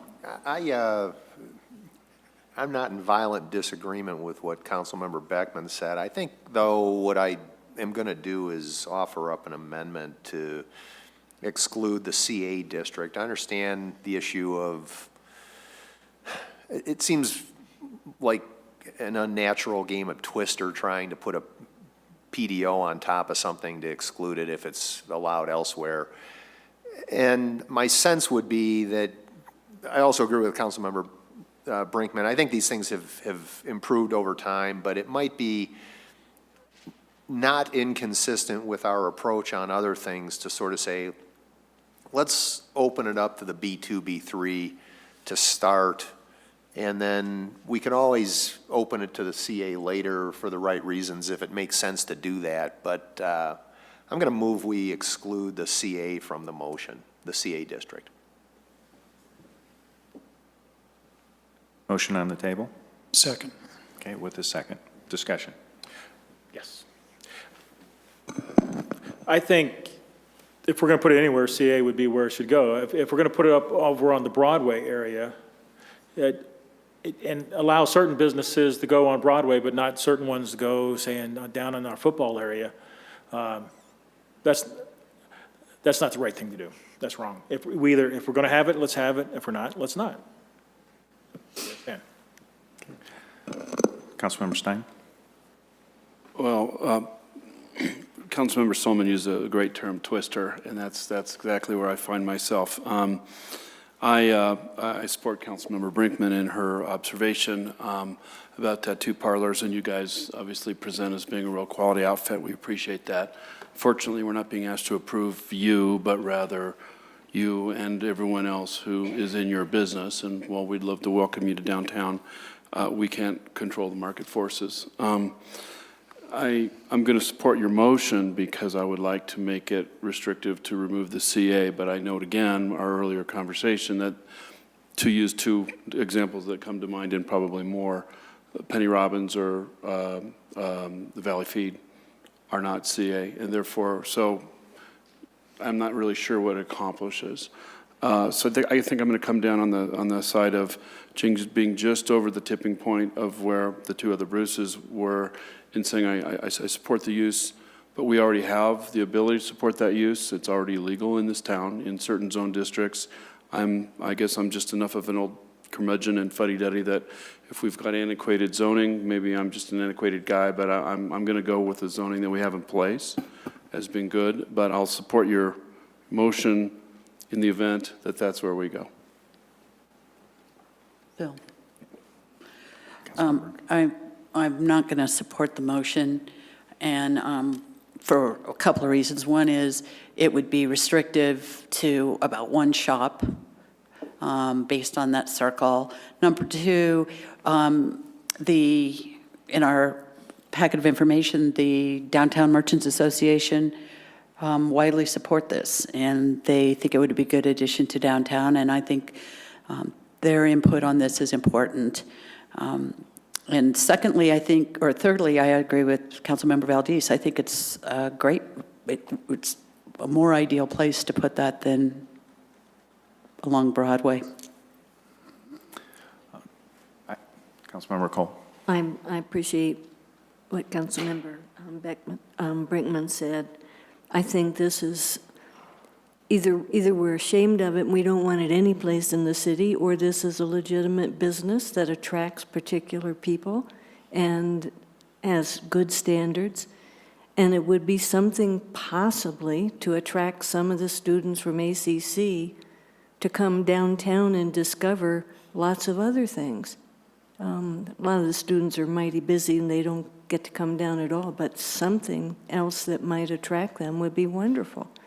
Not that I think all students get body art, but just one more thing. So I think it's a great idea. Yep. Director Van Nijwegen, I have one quick clarifying question. Okay, when a conditional use is issued, is that to a particular proprietor? So that if there is a change in ownership or such, it doesn't reside with the property, it resides with the proprietor? It resides with the use, so not with the actual operator. So it'll have a use with a series of conditions. If somebody else comes in and they can meet those conditions, they would be allowed. Okay. Got it. What would be needed to put it attached to a proprietor? I don't think we can do that, Okay. Mayor. Now, one thing to keep in mind is they're renewable. So it's not like you sign off on it and we're done with it. Every 5 years, we have to come back and renew. Okay, so there is a renewal component. Yes. Thank you. About to answer your question. She was there, so. You were going to say something. I was just going to say I would need to look at it if that's something you would like me to look into. So we have a motion and a second, additional discussion. This is on the amendment to exclude the CA district from the original motion. Council ready to vote? The vote is 3 in favor, with council members Cole, Cernanek, Valdez, and Brinkman voting no. The motion fails. So council, we're back to the main motion at this point in time. Additional questions or discussion? Okay, seeing none, council ready to vote? Again, this is for ordinance 14-2015. The motion is 6 in favor, with Councilmember Stein voting no. The motion carries. Thank you, council. We now move on to item D, ordinance 06-2015. This is the ordinance on second reading approving the rezoning of property known as 2135 West Chenango Avenue from I-1 to PDI and the Arapahoe County Residential Center General Planned Development Plan. Very good, Mayor. Congratulations. Okay. Thank you. As you mentioned, this site is on Chenango in our industrial area up in the northwest corner of our city. It's a site that's roughly 3.5 acres. The light blue area is basically where it's located north of Lowe's and over by the Humane Society. Just give you a little bit of background on the Arapahoe County Residential Center. In 1987, the city approved the first conditional use permit. It was located on Santa Fe Drive. I think it was a previous motel. Again, they received renewals at that time every 2 years from 1987 to 2005. In 2005, they acquired their present location and they were granted a new conditional use permit. And then we also passed an ordinance in 2005 saying conditional use permits must be renewed every 5 years versus 2 years. So as you can figure out, they're due for a new conditional use permit. I believe next month that comes due. So they've been located in the city of Littleton for 28 years. We have not had any reported issues. They do come with excellent references from the Corrections Board and our local law enforcement agencies. They've been basically a great corporate citizen here in Littleton. So why are they before us tonight to rezone the site from I-1 to a planned development industrial district? Well, one of the things in our code states that these uses are allowed in the I-1 district, but they are required to get a conditional use, and they have to be a certain distance from schools, parks and playgrounds. In this case, South Suburban owns property directly to the north. That's the light green area, and they plan on developing a really a low-impact playground. It's called Creekside Experience. Not what you would normally think of as far as playground equipment, but it's a gathering place for children. So staff saw that this is an issue with our zoning code, and we could have gone a couple of different ways. We could have amended the code, or because they have located here for so long and been such a great use, go ahead and put a plan development that allows this use in this particular location. We do have a letter from South Suburban supporting the use. And we are recommending approval of the zoning with the same conditions, really, for the most part, from the original conditional use permits, and that's limiting the number of residents. The residents shall only be on work release status and shall not be convicted sex offenders. Full-time on-site supervision of the residents, 24 hours, must be there. And they may have to maintain agreements with the judicial districts and the corrections departments and state and federal agencies. And they must meet all state and county permits for operating such a facility, have to stay in full force and effect. We look at the comprehensive plan whenever we're looking at a rezoning, and one of the goals of the citywide plan is provide housing for people of all ages and backgrounds. We think we're doing that here.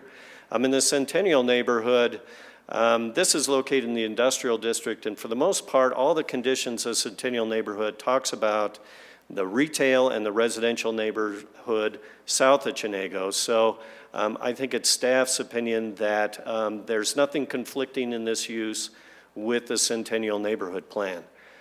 We believe it promotes the general welfare of the community by providing a safe and secured supervised living program for those transitioning back into society, and allowing the facility in a light industrial neighborhood preserves those single-family neighborhoods in other parts of the city. So with that, staff is recommending approval of the rezoning because it's consistent with the citywide plan and the Centennial neighborhood plan, and it's conformance with the planned development district and overall promotes the general welfare of the community.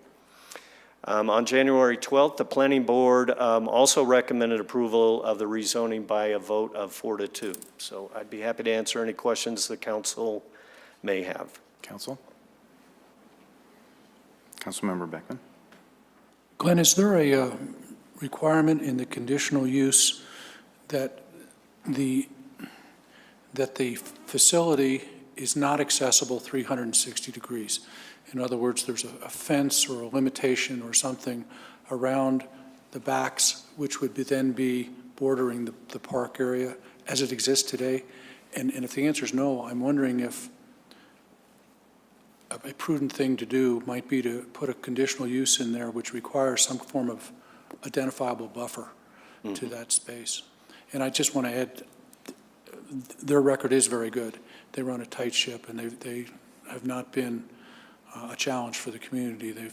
We have a member of the city on the board for community corrections, and it's quite an operation.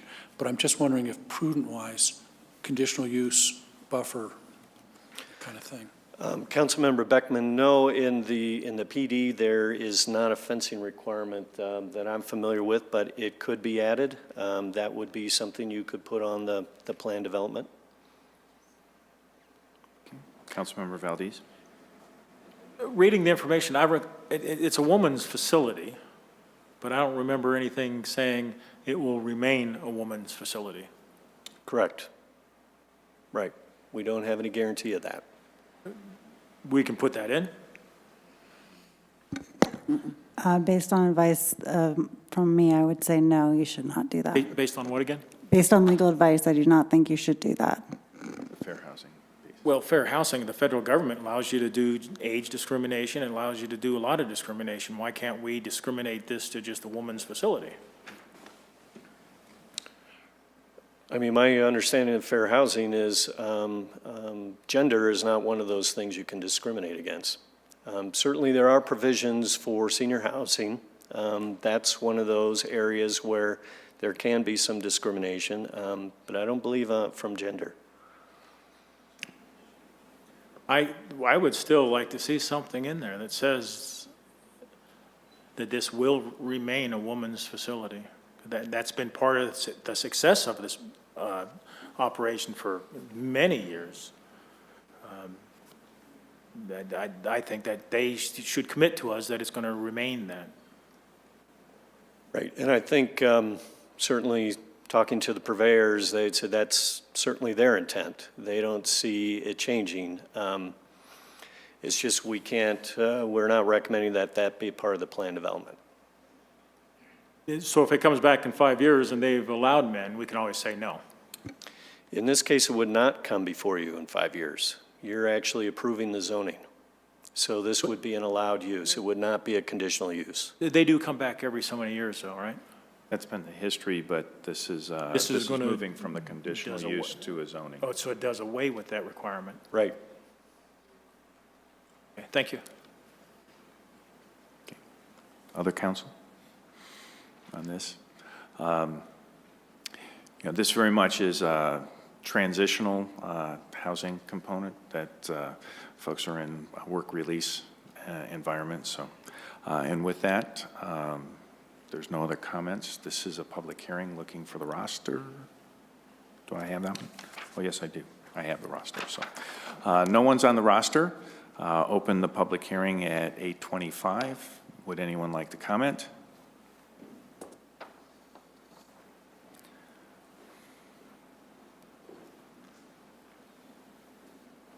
Sir, my name is Kevin Duckworth. I am the Vice President for Community Education Centers, who's the company that currently is operating that facility and has operated it for many, many years now. The director of that program is also present tonight. It is certainly our intent for that facility to remain a female program.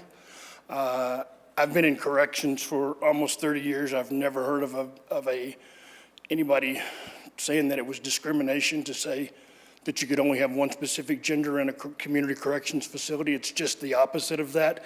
Every community corrections facility I've ever seen is limited to a specific gender or is so stated that can have both genders. So we do not plan on making that a co-ed facility. That's not what's in the best interest of this community, and that's not what's in the best interest of the offenders at that facility. So our plan is to keep that at full female program. So it is allowable then, to gender specific? It's considered a community corrections facility. I've never seen it where it wasn't allowable to, because I supervise them in 9 different states, 24 different facilities, and every one of them has that condition on there, so. So it is allowable? There's a difference between what he's allowed to do with this program versus what the municipality is allowed to do with required zoning.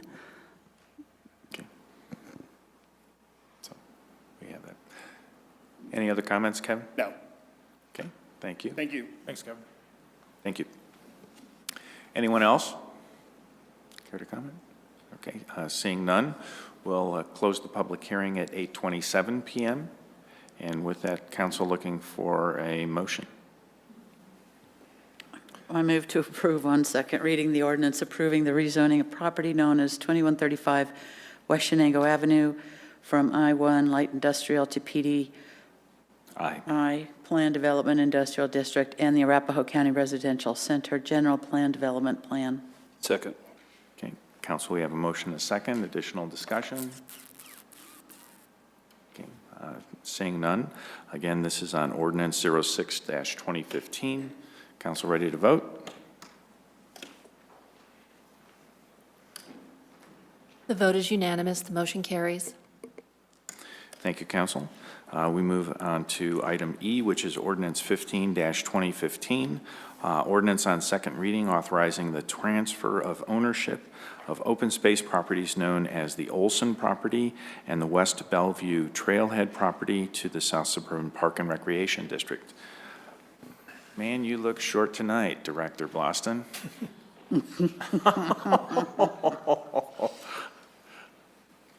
Thank you, Mayor. This particular item deals with 2 properties The first one I'll talk about is the Olson property in Douglas County, located within the city. It's a parcel of open space that was purchased half by South Suburban and half by the city. And at the time we did purchase it, South Suburban asked for a commitment that said that they would own half of the property. South Suburban would prefer to have the western or the eastern half of the property, which is adjacent to the Highline Canal, and Littleton then would control the western part of the property. At first reading, we did have a map of the property in here, but it's not included with the packet at this time. The division of the two properties is just about equal. It's not exact. Littleton does gain a slight advantage, but it's literally in the tenths of acre section. The property was bought several years ago using City of Littleton and South Suburban money. There were no open space funds included. And as a result, we'd like to split that property so that South Suburban does own it. They have agreed that a quitclaim deed would be appropriate. The second parcel is called the West Bellevue Trailhead. It is on Bellevue Avenue on the east side of the river. It was purchased from Jim and Kathy Ackerman several years ago as a part of the improvements along the East Side Trail, which extended from Bowles Avenue north all the way to Big Dry Creek. Currently, that property is fully developed as open space. It has a parking lot, a picnic shelter, benches, and significant landscaping on it. That property we would transfer totally to South Suburban as it is a park site as a part of the Mary Carter Greenway, and it's appropriate that they own and maintain it. This does require an ordinance of the City Council since it is a property transfer. With that introduction, Council, I'll be glad to address any questions you may have. Councilmember Brinkman? Is there a reason why these are together and not separated? No.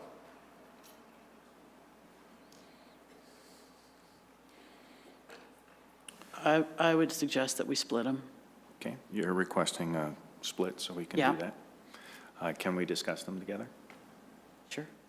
Okay, we'll discuss them and look for two motions later, so. I have one other question. What would be the benefit to have South Suburban own the Olson area? What's the benefit?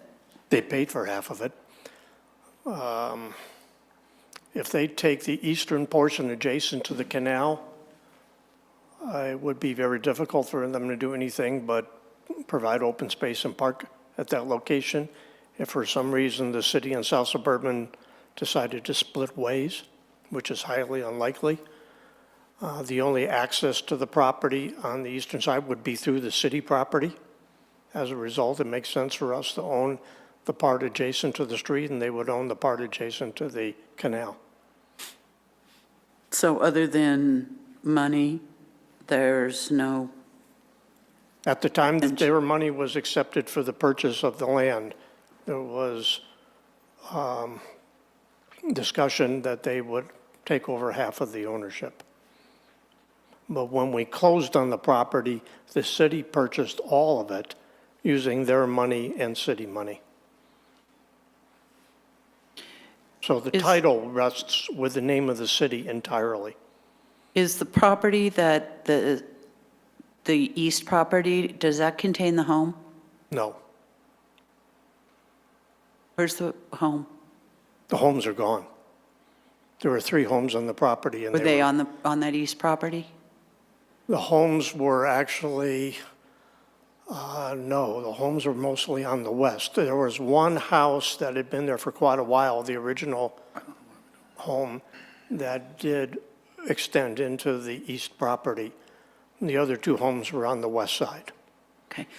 But the What's homes level were of- removed totally. What's the level of maintenance required on that property? At the moment, mowing the grass and weeds and clearing any debris from the property. There's very little access to it right now. Thank you. Councilmember Beckman? the concern that I have, and I understand how we got here, but, you know, we had a tradition in the city that the city would purchase the parkland and South Suburban would maintain it. Now, the reasons that existed was because developers would turn over areas and it would be park, or it was an existing open space within the city that was city property, and that all worked. It wasn't a very dynamic, fluid situation for many years. It was kind of piecemeal. And when we got into the open space money, the trails and all those, it seemed like the situation changed a little bit, and the availability of Arapahoe open space money or not available certainly was an issue for the Olson property. But I got to tell you that just from a feeling of doing what I think is right, I'm very hesitant to be giving property to South Suburban that's within the city for open space and parks. I would rather it stayed with the city ownership, because that's, and it's not one of those, this is the way we've always done it, but I think it's something that we have always done and has been a great working relationship with that clear-cut definition of who does what to whom and why. So I just have this feeling, and that's one of the reasons why to separate, as Debbie mentioned, but it's just one of those feelings. Maybe you can address that, Charlie, if my concern is unfounded. In discussions with South Suburban, I believe they would say they paid for half of it, and if you want to own it all, pay for the rest. And you're talking about a pretty significant amount of money. And they actually wrote a check for their half and felt that it was appropriate that they would own half and the city would own half. And there may be other properties in Littleton that are similarly split that way. The city doesn't own all the parks in Littleton. South Suburban owns several. But I think at that point, South Suburban may say, it's city property. Give us back our half money. But that is not something that I've discussed with South Suburban. I just discussed, you know, okay, let's figure out where the dividing line would be, and they agreed and said, okay, we'll do that. Other questions from council at this stage? Councilmember Brinkman? How much money are we talking about? If you were to reimburse South Suburban for their half, it'd be about $800,000. That's a present, net present value? I mean, what it would be now as opposed to what they paid then? Sorry, I didn't hear. Is that what the value would be today as opposed to what they paid? No, I'm just using the purchase price. Okay. Yeah, there might be an inflated value now, but I'm just giving you a purchase price on it right now. Okay. Councilmember Valdez? So because they say pay us, we can say no. I mean, why do we have to say, oh, okay, we'll pay you? You can say no. Okay, thank you. Councilmember Stallman? My recollection of this whole thing was that this thing was basically, it's open space to perpetuity kind of stuff. Is that your sense of it? They have not done a master plan for the property. But there was, given the topography, my sense was it slopes down to the, whatever the Highline Canal. I guess it's a canal, yeah. Mm-hmm. And it didn't, I thought the discussion when we agreed to acquire this thing was that it would just basically wanted to leave it as open space given its location and topography. So, I mean, what happens if it just stays 50-50? If it's never developed or if there is no master plan other than open space? It would just remain as fallow ground and nothing would occur. There were conversations when we purchased the property as to what kind of open space it might be, including an equestrian center. It would be a place that maybe equestrians could bring their horses and ride on the canal at that location. There is a corral on the property because the owners used to have horses. It's at a location that doesn't lend itself as a completed park. Right. And so there was always the intention between South Suburban and the city when the land was acquired to leave it as much open space as possible. There is a water tap on the property with a well, and there is a septic system in the event they wanted to put restrooms or anything else on there. But there has not been any master planning effort for the property to determine what could be done. So the desire to effectuate this transaction now is being driven by what? I mean, is there anything that says we could just hold off doing anything until we see a master plan?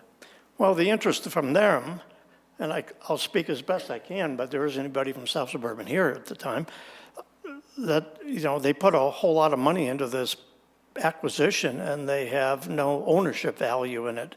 And so they would like, when they gave us the money, it was the intention that they would get half the land. This is the time I bring it forward and present it. If you want to say no, I'll say to the South Suburban, the council denied your request and they're going to retain ownership of it entirely. And I'm sure that will be a discussion point at the next joint meeting between the board and the city council. Well, make sure I understand, because this says the ordinance is to transfer the open space property. So, I mean, we're not transferring half, they already own half, right? No. They just gave us the money to buy the property? They gave us money to buy, they gave us 50% of the purchase. They do not own any of it at this time. The whole property was deeded to the city. Okay, but this suggests that we're giving them the whole parcel. No. The only intent was to give them half of the land. That's why earlier I explained that they would take the eastern half and the city would take the western half. Now, on the West Bellevue Trailhead, they would take all of it. No, but the ordinance says the city council hereby approves transfer of properties known as the Olson property. It doesn't say the east half of the Olson property. The exhibit as a part of the ordinance only addresses half of the property. Gotcha. I can't bring it up. Okay. Thanks. No one has talked about the Bellevue Trailhead, but we've left that as possible in this discussion. Does anyone have any? I just want to go back to one thing. It may be completely off topic, sorry, but so the location you said of the septic and the well are on the east half, the west half, and is there any ability to utilize the well for any other purpose, or is there any monetary value or any other value to the city in that well, irrespective of where it may be located? No, not really. The well sits on the eastern part of the property, and so does the septic system. But again, without any planning as to what they would do with the property, which may be years off, if ever, there's been no projected use of the well or the septic. But it doesn't have any value in terms of transferring of water rights or anything like that? No, there was no intent of doing that. The city retains that as a part of the original purchase. Okay. That was not included in the transaction that was proposed. Thank you. Councilmember Beckman? Just one more thought, and, again, what we're trying to do is ensure that in the future there's no confusion, because sometimes people forget what the deals were unless they're in writing. Could we turn that over to them with something like a first right of refusal or something like that, so that down the road when it changes from open space because somebody thought that was a great idea for the next best thing, we have some involvement in that decision. And I don't know what the legal term would be, but our intent is for it to be open space. How can we guarantee that when we transfer property? You control the zoning, and so the property could be zoned OS. It hasn't been done yet, and the city council has total control over the zoning. So if somebody comes in and says, we want to do something else on the property, it would take a zoning change that would be approved by the city council. That property was purchased with open space funds. Yes. That's open space. I can't imagine, especially if you take the eastern part, which South Suburban would own, and the only way to get to it is through the western part, which the city would own. I don't see any value at all in the eastern part of the property ever being developed.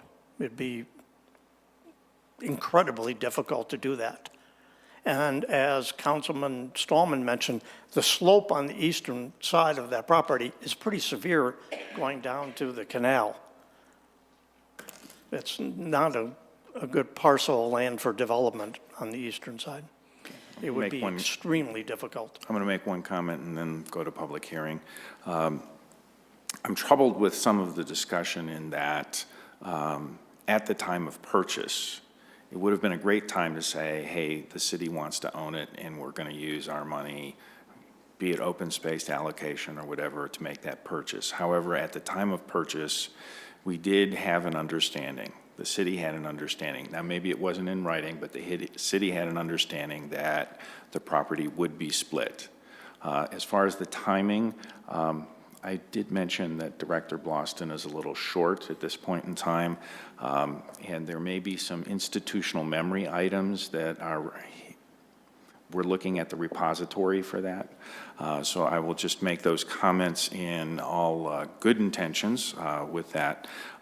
But with that, I would like to excuse Director Bloston for the moment. Don't go far. We have no one on the roster, but I would like to open the public hearing at 8:45 p.m. Would anyone like to come down and comment? Seeing no one, we'll close the public hearing at 8:45 and 30 seconds. Looking for a motion. Make a motion. Sure. Make a motion to split the two. And we're only I don't dealing with know. the Olson piece first. That's the motion. I'm sorry. We'll make them. Because we split the two issues. We already divided split it? Yeah. Okay. Mayor Serena, It was a request. We didn't. We have to vote on that, right? Right, we haven't split them yet. We have to My vote on the suggestion split? would be that we split it with A, 15A essentially being the Olson property, and then B being the West Bellevue Okay. Trailhead. Thank you. Looking for a motion to split? So moved. Second. Okay. This is to split the consideration for the two motions this evening, so that the Olson property would be ordinance 15-2015A, and the Bellevue Trailhead would be ordinance 15-2015B. Okay. Council, any discussion? Looking for a vote on that? Split? The vote is unanimous. The motion carries. Thank you. Bill? Deb? I'd like to make a motion on 15A that we postpone this for 2 weeks while we gather additional information. I'd like to see the contract. I was at the closing. This doesn't sound like the closing I was at. I would like to have we had a rezone earlier that South Suburban was asked for their input on, and we received that. We don't have any South Suburban documentation. Can we hold the discussion? We have a motion I'm to making table for... It's a long motion. Yes, we have a motion to These are my table reasons. to a date certain. Is that correct? Yes, table this to a date certain. Second. Okay. We have a motion to table to a date certain. Any discussion? Seeing none. Council ready to vote? The vote is 6 in favor, with Councilmember Stallman voting no. The motion carries. Okay. And now looking for a motion on 15-2015B, dealing with the Bellevue Trailhead. Make a motion to approve the transfer of open space of the West Bellevue Trailhead to South Suburban Parks and Rec. Second. Okay. Council, we have a motion and a second. Just to clarify, it's a motion to approve that ordinance on second reading. Yes, this is on second reading related to that. Okay. Any questions on the motion? Okay, seeing none, so this is on ordinance 15-2015B, approving on second reading. Council ready to vote? Do we need a public hearing on this as well? Oh, It was part of the, we had a public hearing on both we together. split it. Sorry, just checking. Yeah.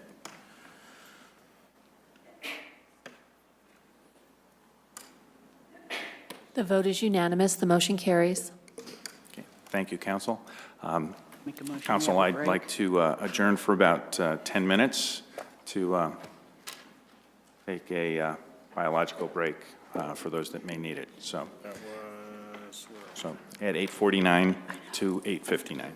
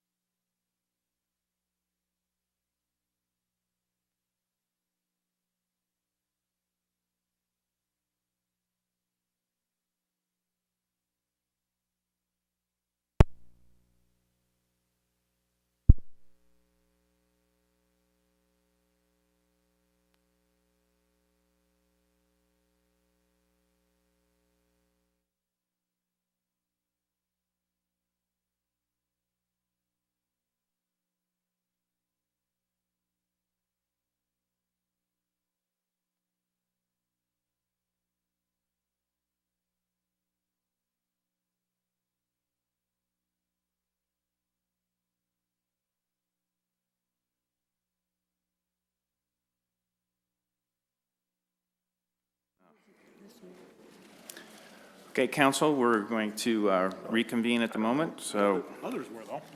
yeah, we're now at item 8F. Okay, item 8F is ordinance 12-2015. It's an ordinance on second reading, amending Title 10 of the City Code regarding minimum lot size standards in the CA Zone District. And Glenn or Jan? Yeah. This is an interesting one.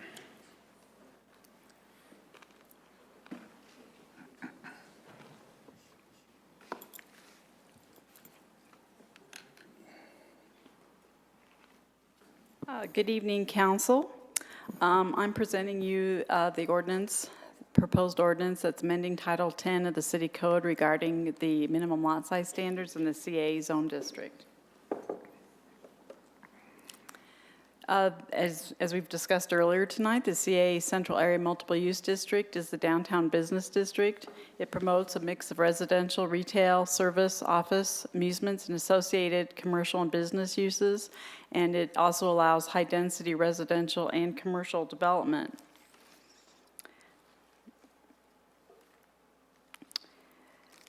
The CA district allows high-density, multiple-family residential development up to a little over 75 units per acre, and it also allows maximum density for commercial development of 5-to-1 floor area ratio.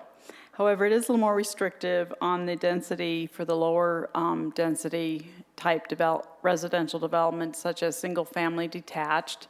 It requires a minimum lot size of 5,500 square feet, which equates to 7.9 dwelling units per acre.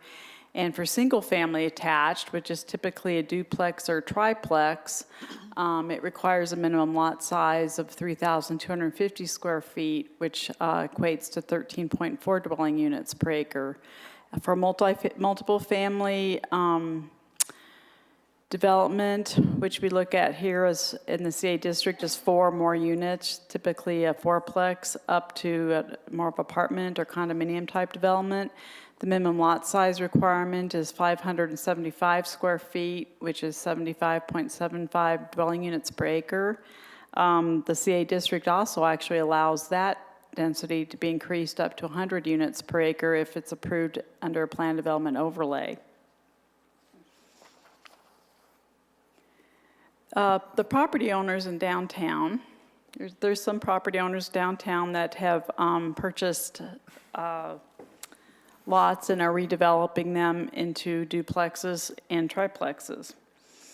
And one of the property owners did finished his duplex and wanted to sell off one of the units separately as a fee simple ownership. But because of this minimum lot size requirement, he was not able to do that. He had to sell it as a condominium or just retain it as a rental unit. So he's asked about doing this, and we've seen some more of these projects coming along and this being a possibility. This map here indicates the CA district in the red, and the yellow lots are indicating lots in little downtown that are about 6,500 or 6,000 square feet under that could be potential sites that may want to be developed in this fashion with duplexes or triplexes and possibly want to split the property so that they can have fee ownership for the occupants.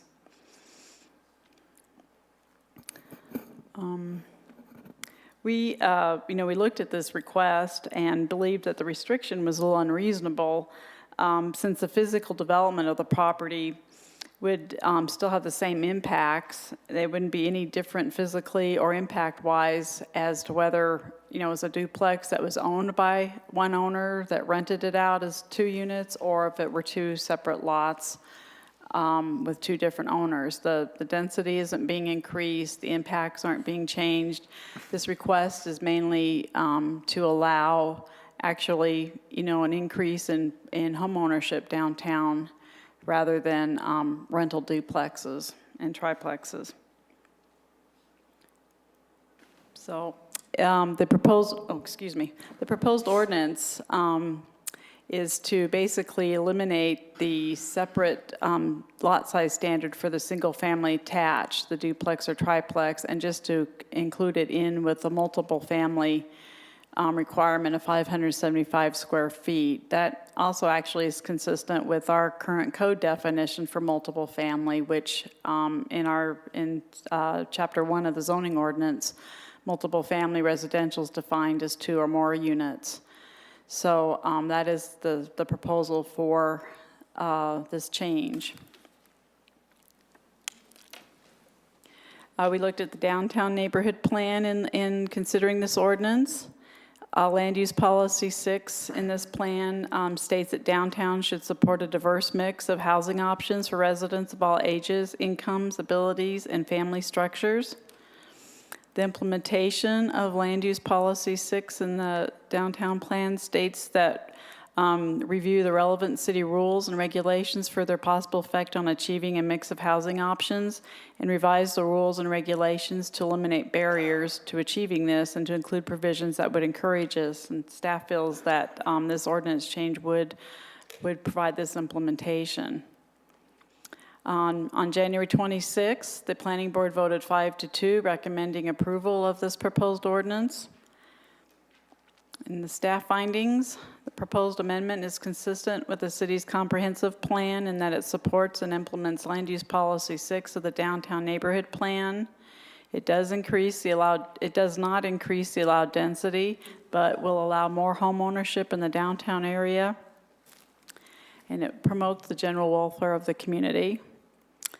Staff recommends approval of the ordinance number 12-2015. Do you have any questions? Any questions?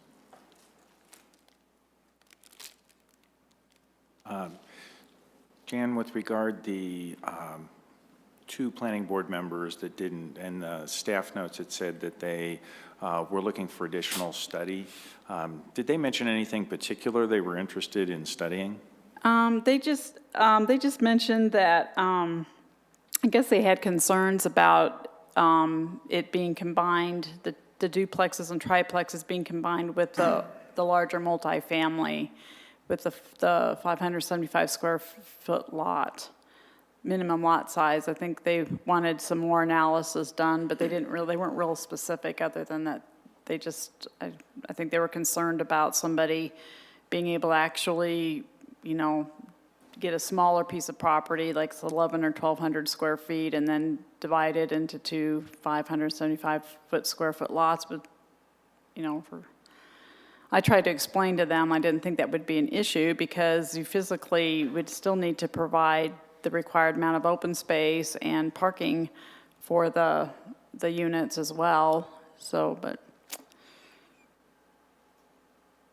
Okay, Councilmember Beckman. It's just a general comment, maybe for council, but also for Jan. How much public input did we get to making this kind of change? I remember back a couple years ago, we had the whole room full of people who were concerned about changes in the downtown area, and I'm just surprised we don't have much public input to this. And although it may be logical or appropriate, certainly it's emotional, and I'm concerned that we just don't have that input today. I don't see a full room again. Had one citizen spoke at the last, at the planning board hearing, but. We wouldn't have posted any signs or anything like that that would We don't announce do the that change. for just legislative ordinance changes. We don't do that. Okay. We just do that for rezonings. And if I may, Mayor, I think, we really, from our recommendation standpoint, felt like this was right in service of where the council has been going around home ownership. It's not changing, as you heard, density. This is allowing ownership as opposed to rental, and it's in service of your actions relative to the condo defects ordinance and other communication that you had with us around ownership and diverse ownership, so in housing options. Councilmember Valdez. So we're only talking attached. Correct. How, if they're individually owned, other than like, say, a townhome or a condo, how do you take care of the roof? You just take care of your portion? Well, they would have to, I mean, if they're attached, you take care of your portion. I mean, there'd be, What if someone doesn't want to take care of their portion and it's affecting somebody else? I mean, that becomes between their argument. I don't understand, why not have it as a condo ownership? well, because there's some folks that don't want to buy condo ownership. They wanted to be able to sell it, be simple. So that's why without we're doing having this, to- is because some folks don't want to buy a condo? Well, because ownership? that's, the property owners wanted to be able to sell them as fee simple and not do the condominium association for 2 units and or 3 units, which is pretty small. Thank you. Councilmember Brinkman? So then in terms of height and those different things, that would all still, That'd still be the same, yeah, that's not, yeah, it's really only affecting the ownership aspect. We're not changing the density allowed in the CA district, or there aren't any setback requirements, but we're not changing the height, maximum height allowance, or the open space requirements, or parking requirements, or any of the other standards. Other questions at this point in time? Jan, don't go too far. Okay, seeing no other questions from council, we're going to open the public hearing at 9:11 p.m. There are no names on the roster. Would anyone come down and care to address? Seeing no one, we'll close the public hearing at 9:11 and 30 seconds. Council looking for a... I have a motion. Yes. I move to approve on second reading the ordinance amending Title 10 of the City Code regarding the minimum lot size standards in the CA Zone District. Second. Okay, council, we have a motion and a second. Additional discussion? Councilmember Stein. Thank you, Mayor. I see this as a sort of, it's good for the goose is good for the gander type of a situation, to maybe not answer, but respond to Councilmember Valdez's comment a moment ago. It's really expensive to create condominium overlay maps and stuff like that for, 20, 30, 40 units, let alone for 2. I am aware of 2 duplex projects, one that's been built and at least one half was sold next to Ned Kelly's. And I think that may be what you were referring to. And then another one is under construction right now, just immediately to the north of the now constructed portion of Nevada Place. And that may be, I think, the same builder. I don't know. Different guy. But I think those are the kinds of edgy and innovative projects which, exactly to echo Mr. Penny's comments from before, that we're trying to encourage. And so I'm in support of this, obviously. Additional comments, questions, council? Seeing none, this is on ordinance 12-2015. Council ready to vote?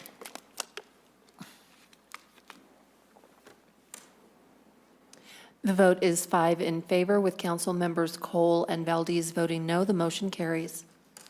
Thank you, council. Now we move on to agenda item 8G.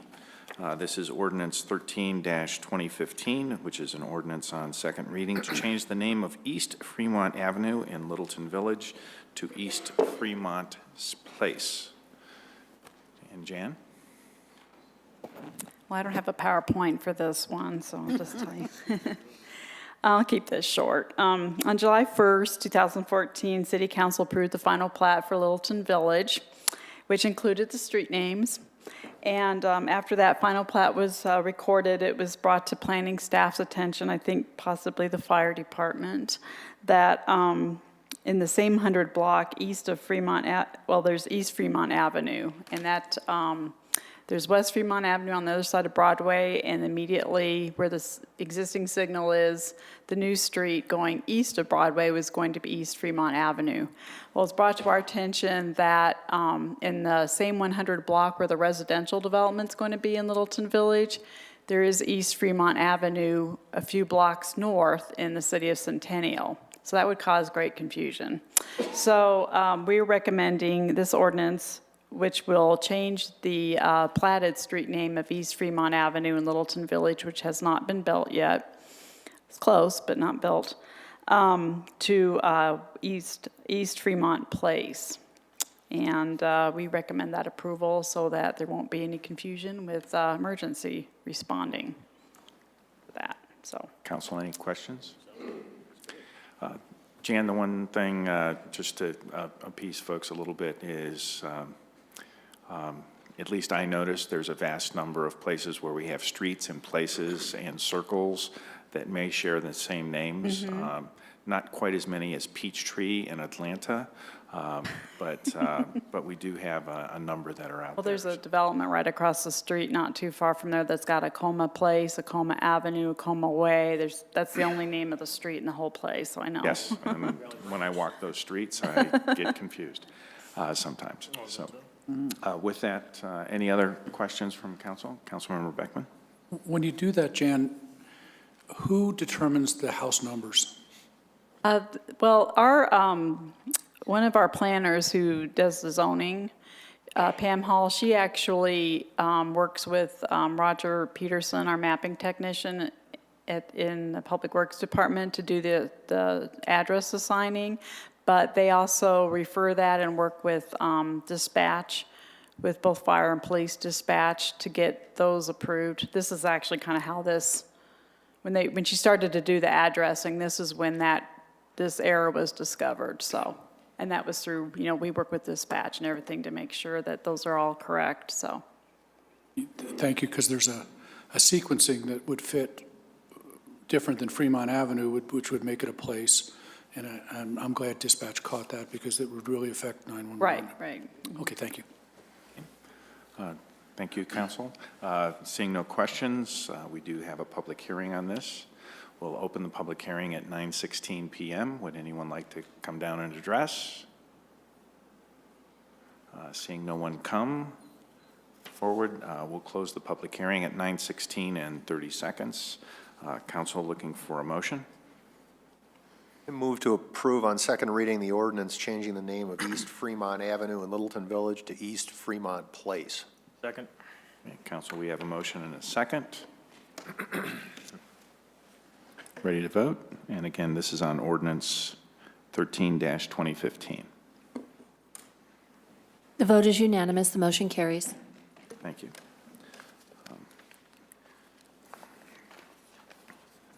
Council, we now move to other public hearings.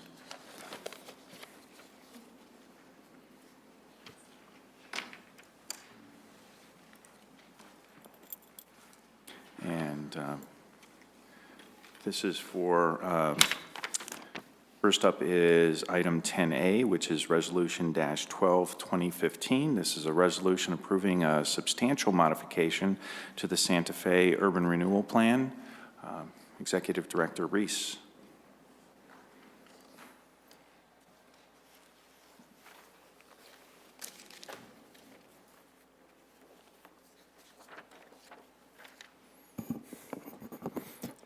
Good evening, Mayor, members of council. Jim Reese, Executive Director of LIFT. We're here tonight. I know we're going to take these two items as two separate hearings. So I believe the first one we're doing is the Santa Fe Urban Renewal Area Amendment.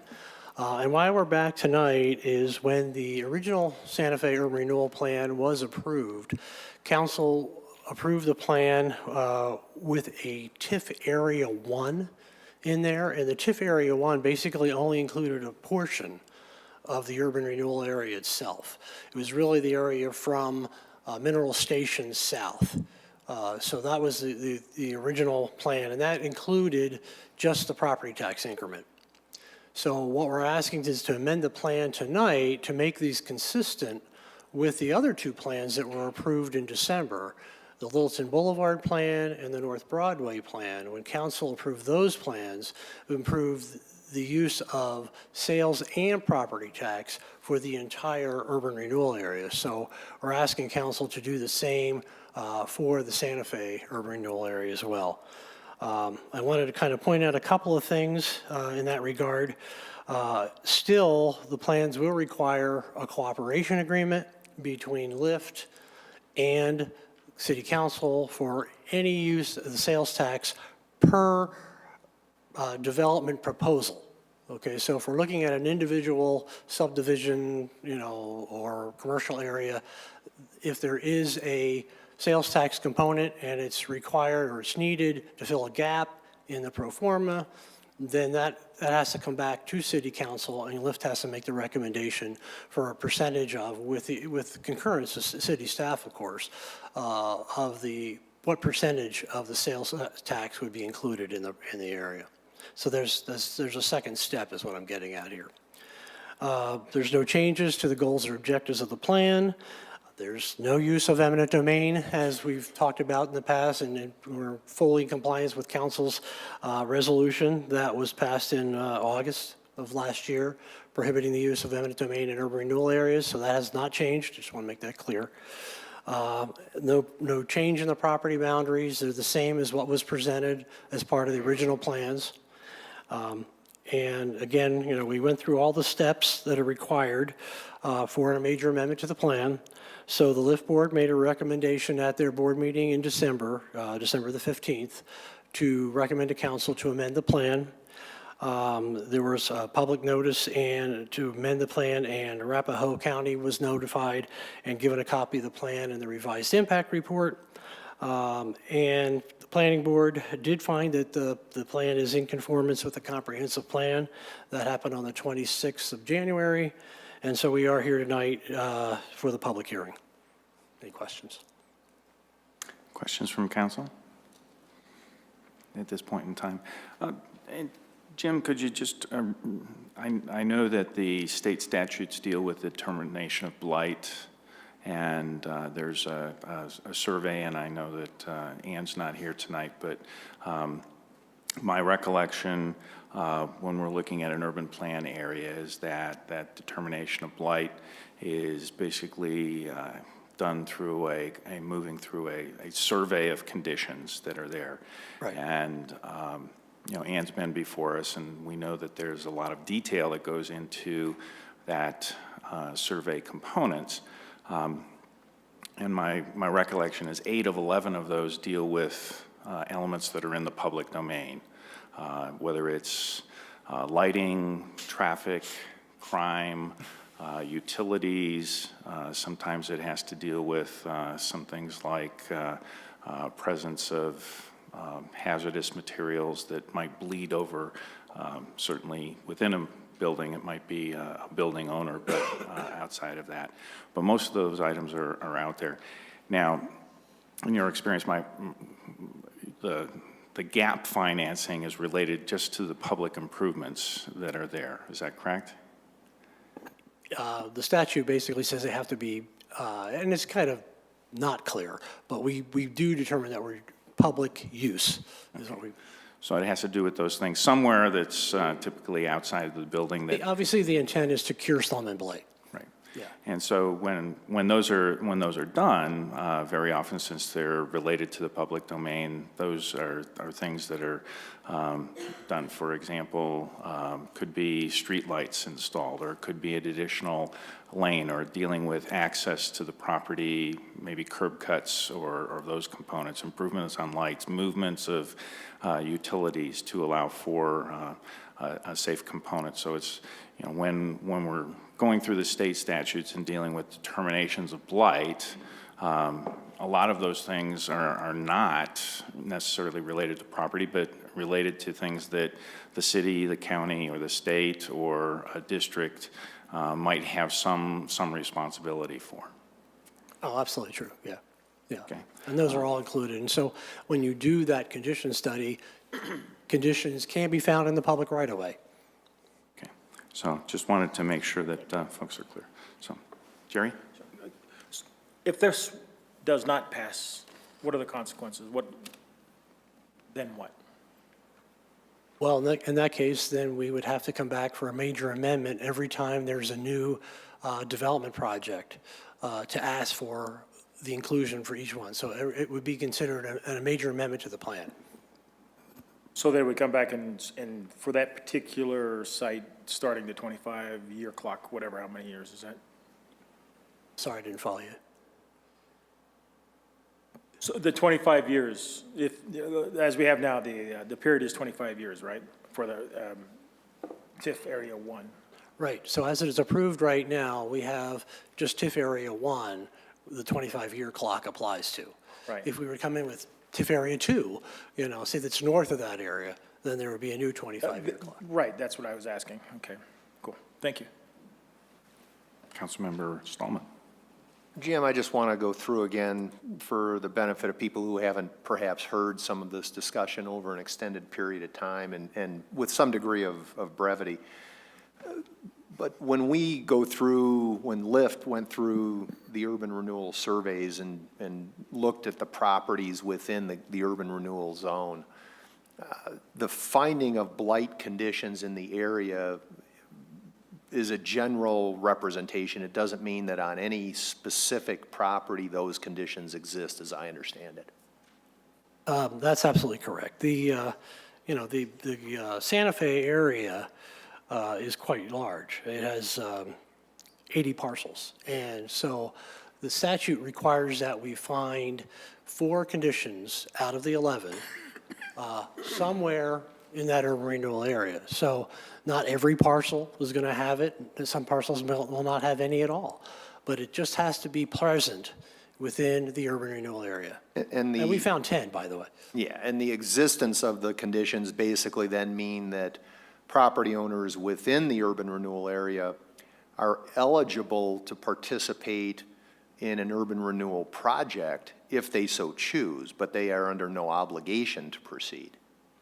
Right, that's exactly the intent. We will have to basically entertain proposals from property owners to hopefully do major amendments to their property to make changes. So if somebody had a parcel and say wanted to do a renovation to a building, either expand it, update it, so forth and so on, say they wanted to spend $100,000, but in the process of submitting those plans and to the planning department as they would under any other major renovation. Say the planning department comes back and says, well, your fire suppression system is not up to code, and it'll be another $50,000 to fix the fire suppression system, at which point in time the project becomes uneconomic because hypothetically there's not enough money that the property owner has to pay for the entire modification. In theory, they could apply to the Urban Renewal Authority and say, look, I've got $100,000, but I need an incremental 50, and then tax increment financing, either property or sales tax, through the entire area could help pay for those modifications to bring a suppression system up to code, thus making a project that otherwise wouldn't be economic now feasible in terms of benefiting not only the property owner, but the entire community. That's a reasonable approach to something like this? It is, and remember, we're only talking about the increment here. We're not talking about the current taxes on that property continue to flow to all the taxing entities that are already collecting. So only the increment can be used. And again, as I mentioned before, it has to be determined that those improvements are going towards curing slum and blight under the statute. Okay, and ultimately, in your experience, the inclusion of a property in an urban renewal area doesn't impair the property. It usually presents opportunities. I mean, if the property owner doesn't want to do anything, they're not under any obligation to do anything, and we've already resolved, and there's a ballot initiative that says we're not going to, the deal with condemnation, taking that completely off the table. But from an insurance, from a sale, from a property sale, from a refinancing perspective, urban renewal inclusion, is that a positive or a negative? Actually, it's a positive. In my experience, in the 9 urban renewal projects that I've been involved with, it actually increases the marketability of that property because now you have a tool out there, a financing tool that can be used to help a current property owner or prospective property owner make changes to that property and get some assistance to fill any kind of a financial gap. Okay, thanks very much, appreciate that. One more Councilmember question. Valdez. Thank you. One more question, Jim. So, again, let's say this wasn't going to pass, but my guess is there's at least 4 votes for it. But let's say if it weren't to pass, does the election that we have this March have an effect on those other properties if they weren't included tonight? Absolutely. If the ballot issue does pass, then yes, every time we go to make a major amendment to the plan, the way the ballot language reads, is that would require a vote. Thank you. We have a public hearing tonight. Again, the motion before us is with regard the substantial modification and the resolution that's here.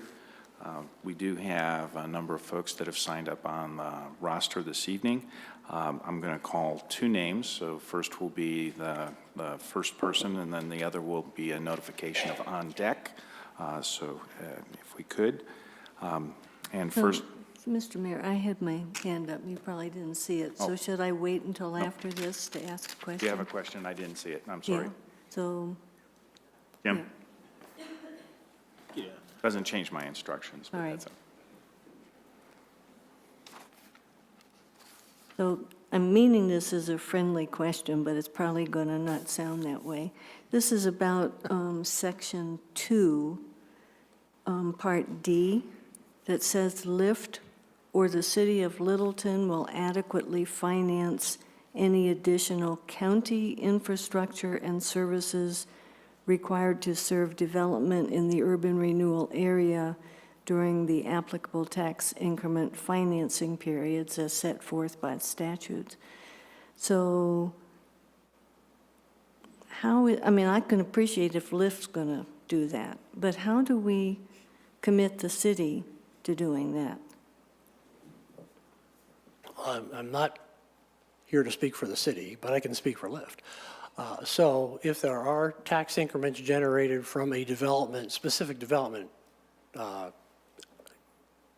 like a shopping center or a house project like that, and if there are, it is determined that there is an impact to county infrastructure or services, then we can negotiate to help pay for those costs to make sure the county is whole.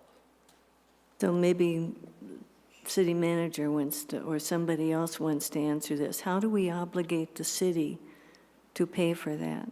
And so let me express my concern, and then you can help me with it.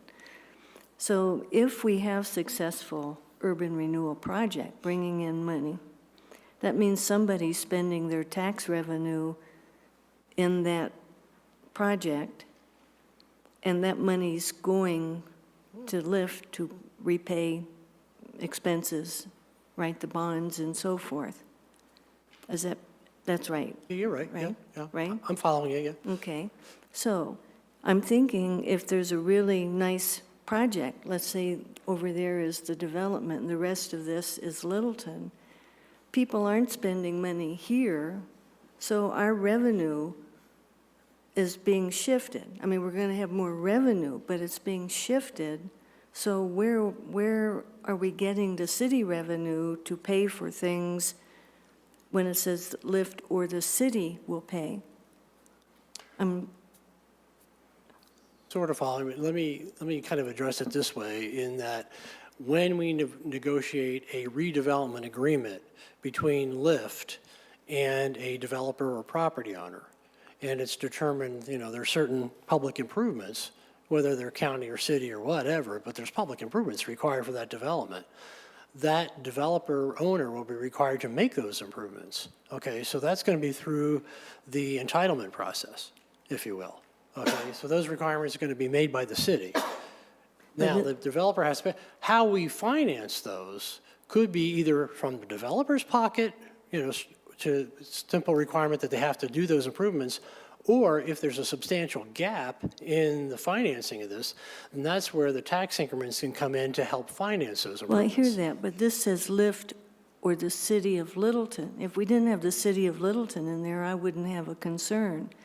But if Lyft isn't doing it, then the City of Littleton is going to do that additional county infrastructure and services. And I'm saying this because, less than 2-3 months ago, we had a discussion in study session about needs for major infrastructure, existing infrastructure in Littleton, streets, et cetera. And there was discussion of perhaps asking taxpayers to increase our sales tax. So if we want these folks over here, not in the Lyft business, whatever, to shop there, then it would seem to me we're just redistributing sales tax in Littleton now to a Lyft project, and where's the city going to get the revenue? So maybe Michael can answer. I mean, do you hear where I'm coming? I'm trying to understand. think you're- From a practical No. standpoint, that shouldn't happen. Yeah. Because again, it's the tax increments are there to handle all that, but I'll let Michael. Yeah, I'm not sure where you're reading that from, and I'm not sure what the concern is. You've got a urban renewal project. It has X amount of public improvements that are associated. I can't imagine that there's any county service. That language is straight out of the state statute, so it's probably in one to address those issues where the council is the urban renewal board, or you've got Lyft like we do here. But those public improvements are created by the project, and then the revenue of any, as Jim said, any public improvement that's associated with it, and the revenue still is generated to repay the bonds or the developer for it. So when you were talking about revenue here and money's coming from over there, you definitely lost me on what those issues were. Can't imagine that there's any county public improvement that we're going to see in our incorporated boundaries within the districts of the urban renewal areas that we've been discussing. So why do we have to have that Well, piece in here? So, Maybe legal counsel, Hey, Corey, can address that because it's straight out of the statute. yeah. Councilmember Cole, it is a very good question because it is precisely out of the statute. That finding is taken directly from the urban renewal statute, and it says if the county has additional services or infrastructure within the urban renewal area, and so that's the first step. They have to show that there are those additional services or infrastructure. In that case, this body has to make a finding that either Lyft or the city will finance them. In other words, that it won't be the county that's responsible for them. And so that is directly, verbatim, a finding this board has to make, this council has to make under the statute. So I'm still wrapping my head around it, at least I'm trying. Since it says Lyft or the city will do this, if Lyft, heaven help us, doesn't have the money, then the city does have to do it. And if the city doesn't have the money, we're in trouble. If there is additional county infrastructure and services required to serve development, and I would represent to you that the impact report that was provided to the county finds that there is no such additional county infrastructure or services that will be required by this development. Okay. So you never get there. Okay. But in the unlikely event, despite the predictions in the impact report, despite the estimates in the impact report, in the unlikely event that there are some additional infrastructure costs or services that weren't contemplated by the impact report, what this finding says is the county doesn't have to pay for it, that either Lyft or the city will.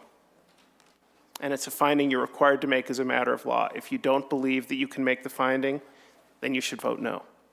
Thank you.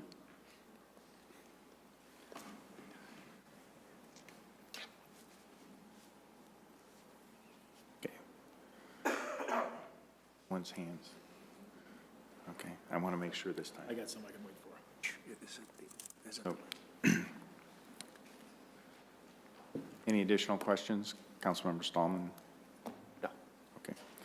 So, going to move back to now opening the public hearing at 9:38 p.m. Again, I will read two names, so that someone would know that they would be on deck with regard this. So the first name up is Patrick A. Schilker, and on deck is Dave Moore. Sorry for my sloppy handwriting. It's actually Shilkin. Oh, Shilkin. So that would be my error. Okay. Good evening, members of the council, mayor. Thank you for presenting me the opportunity. Keep my comments very short, as I know there's a lot of people that want to step up here and speak. I represent A&D LLC. I'm an attorney out of Greenwood Village, and I'm here to represent the interests of the members that own the physical property at 6601 South Santa Fe and 6625 South Santa Fe, which have been designated in the blight area. However, with the exception of 6625, seems to have been left out of the blight study. So we believe that has not been blighted, which creates an interesting problem for our tenant, Santa Fe Sand and Gravel, to understand what part of their property is blighted and which is not. The members of the LLC have requested that they be removed from the blight study as being blighted, as they feel that they are not at all within the definition of blight. They also want to not become eligible to participate in this, as they believe that their tenant, who maintains a very profitable business on South Santa Fe, generates lots and lots of sales tax, is in a better position to determine what is in the best interest of their own customers, as well as maintaining the profitability of their own business. And so they would respectfully request not to be part of any of this. And they want to make sure that I bring that to the council. And the fact that we believe that 6625 has not been included in the blight area, which leaves them with a split piece of property between the two. One's blighted, one is not. We would prefer that both parcels not be considered in the blighted area.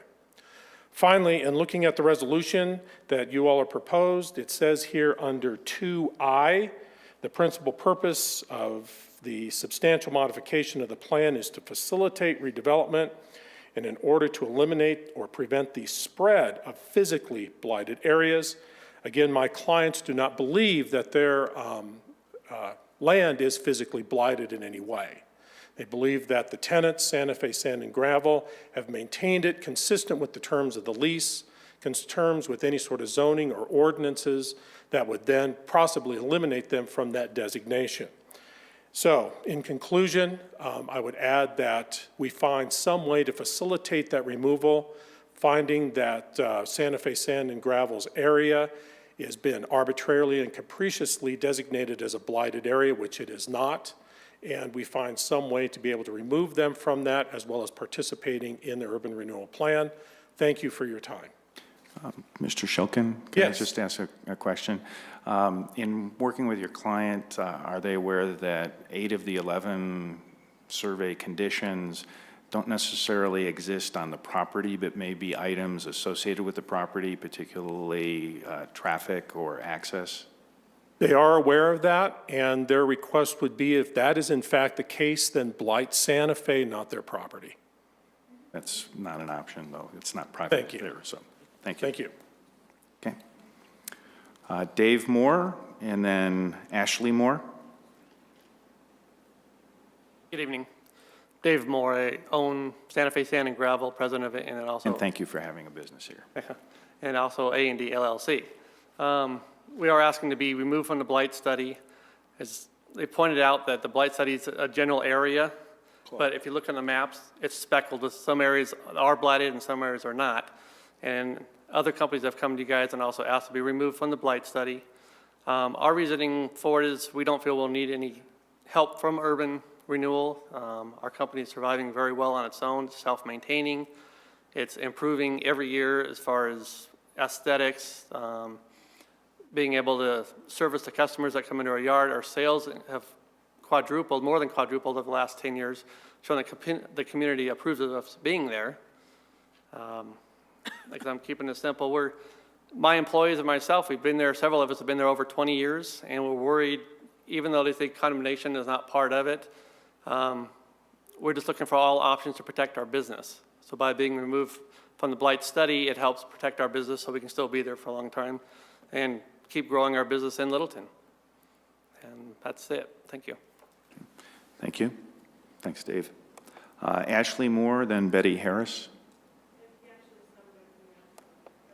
Okay. Betty Harris, then Jeannie Erickson.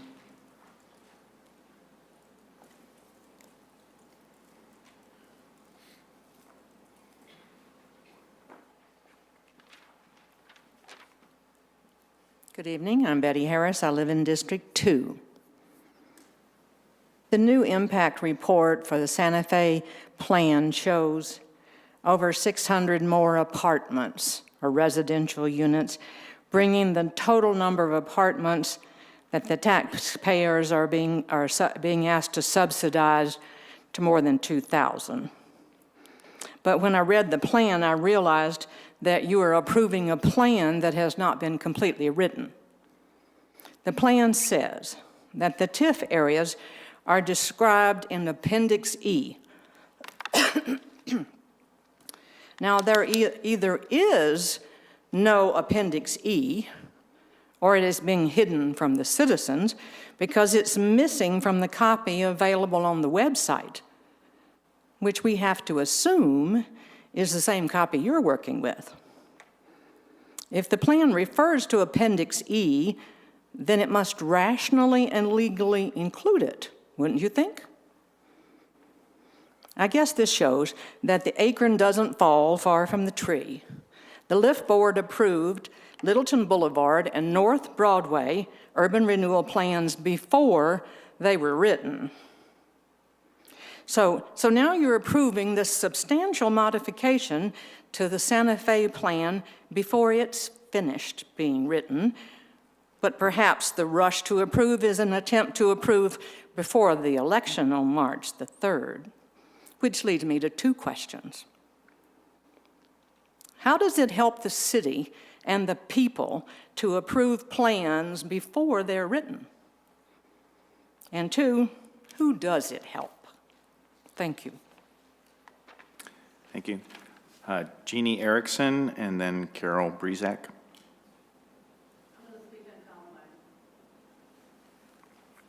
Carol Brezak and then Linda Newfinke.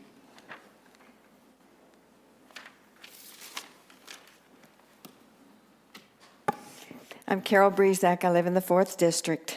As usual, you guys make it difficult to be prepared. I'm not going to talk about the fact that the plan in front of you is not a plan. I'll just reiterate what the consultant Ann Rickards said. She said it wasn't a plan, it was a financing document. I totally agree. I do want to talk about a sales tax increment for a couple of reasons. First, we've been told that the only revenue that would be diverted to the Urban Renewal Authority would be the taxes that would otherwise not be available. Meaning if it weren't for urban renewal, the taxes would not be collected. If you include King Soopers, Breckenridge Brewery, the new 7-Eleven, and several other properties, you will be using tax dollars that are most certainly available without urban renewal. And those tax dollars should not be funding anything except the city's general fund for city services. The law states that the TIF boundaries are to be narrowly drawn to accomplish the planning and development objectives. But how can you do that when there are no projects included in the plans? Before approving the TIF boundaries, you should demand to have a proper plan before you for approval. Only then can you make a wise decision about the TIF boundaries. Another issue I believe you need to consider tonight is the Tabor Law.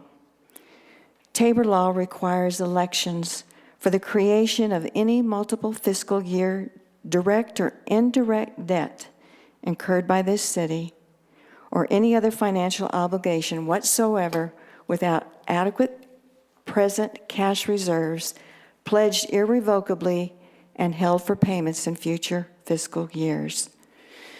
The Urban Renewal Law was enacted in 1980, and Tabor was enacted in 12 years later. TIF sales tax might have been fair game until Tabor was enacted. Think about it. Can you obligate future councils with an obligation to appropriate sales tax revenue to be paid to urban renewal for the next 25 to 40 years? Tabor says you cannot unless you put cash reserves to cover that obligation in an irrevocable fund, or you ask the voters for permission. You've done neither. The LIFT Board had no intention of including sales tax increment. In fact, they made it a point not to include it. I find the staff communication very interesting because it says that it's a recommendation of LIFT that the city's urban renewal authority, that the Santa Fe urban renewal plan be amended to reflect the sales tax increment. The LIFT board was told that it was your idea to put the sales tax increment into the North Broadway plan and the Littleton Boulevard plan.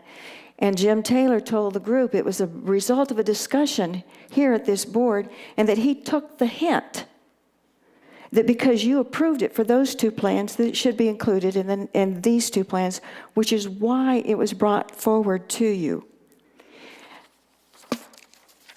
I'd like to show you another example of where language really gets very confusing and you don't know who's telling the truth. This is a resolution passed by the Urban Drainage and Flood Control District on the inclusion of ag land in the Santa Fe area. And because it's so small, maybe I can read it.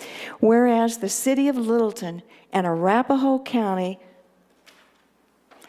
have formally approved and agreed to the inclusion of Exhibit A agricultural land within the proposed Santa Fe urban renewal area. Arapahoe County has never approved ag land for the Santa Fe area. In fact, the county assessor has objected to it. Thank you, Carol. Linda? Thank you. And Amy Reed next.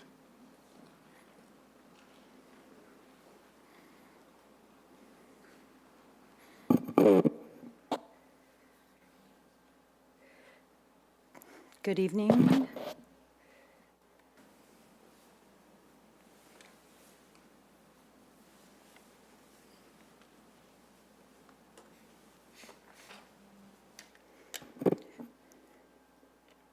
So here is what was said in the August and September Littleton report about urban renewal. Here's the front page of that.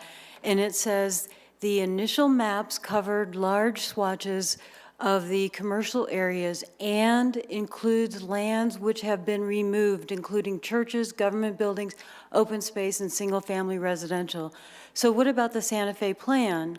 There are no churches. There is one in the Littleton Boulevard area that has been approved. The government buildings in the Santa Fe area include Arapahoe Mental Health and Arapahoe Community College.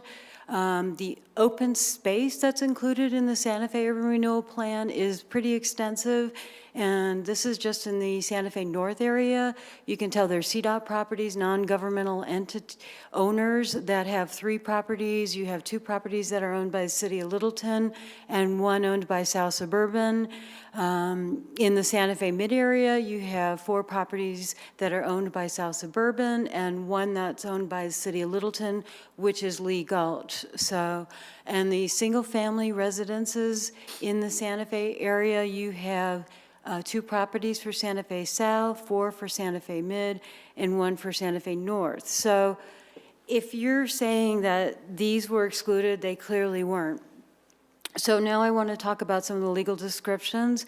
I think it's important to get the legal descriptions right. What you approved tonight should be in the plan forever and ever and ever and ever until you modify the plans. And I think the legal description should not be changed once the plan is approved. Otherwise, nobody knows what the heck is in the plan. So get it right, get it legal. And this is the second time around. And remember, it's for 25 years. So Ms. Harris talked about Appendix E, that there's nothing behind it. And then here we have the, since we don't know what's in the section Area 2, I'm assuming this still hasn't been corrected. These were the duplicate values for the Santa Fe sand and gravel, which the attorney spoke to earlier. Here is the amended as altered to reflect the changes directed by Littleton City Council. You're still missing 3 ag properties. You have a property that doesn't exist in the Arapahoe County database. When you search for it, it comes up with no matching records. This property is not right. You won't be able to find it again on the Arapahoe County database. And here, and this is kind of curious, this is in Area 3-5, and this is where we excluded, you can tell down below, you excluded the Evergreen Motel and the McDonald's, but it says where it's in red, just above the red, it says containing a calculated area of 3.7 acres. And then it says containing a calculated area of 2.1 acres net. And if you go to the next page, that is not reflected in Area 3-5, nor is it reflected in total acreage. So, I mean, some of these things just really got to be corrected. Section 3 was duplicated on the online thing. And again, this is for 25 years, and exclude the properties that you said that were supposed to be excluded, including open space, government buildings, and illegal descriptions. Now, I wanted to talk real quickly about notification. We heard over and over, I didn't know my property was blighted or in an urban renewal area. Go back and look at the cards that were sent to LIFT. It never told property owners their properties was or could be blighted by the language in the card. So here's an example of one. It tells the property Thank you, owner Linda. nothing. Thank you. Okay, Amy Reed, and this will be the last before we need to take up continuation this evening. Hi, I'm Amy Reed. My husband and I own the Melting Pot at 2707 West Main Street. I'm here to request that our building be opted out of the urban renewal area. We don't believe that our property meets the criteria of a blighted property. The state of Colorado says that there are 11 factors that identify blighted property in the law, and those include slum, deteriorating structures, predominance of defective or inadequate street layout, faulty lot layout in relation to size, adequacy, accessibility, usefulness, unsanitary and unsafe conditions, deterioration of the site, unusual topography, defective or unusual conditions of title, rendering the property unmarketable, existence of conditions that endanger life or property by fire or other causes, buildings that are unsafe or unhealthy to work in or live in, environmental contamination, inadequate public improvements or utilities.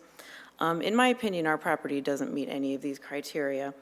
Additionally, the Santa Fe Urban Renewal Plan says that blighted areas are, I'm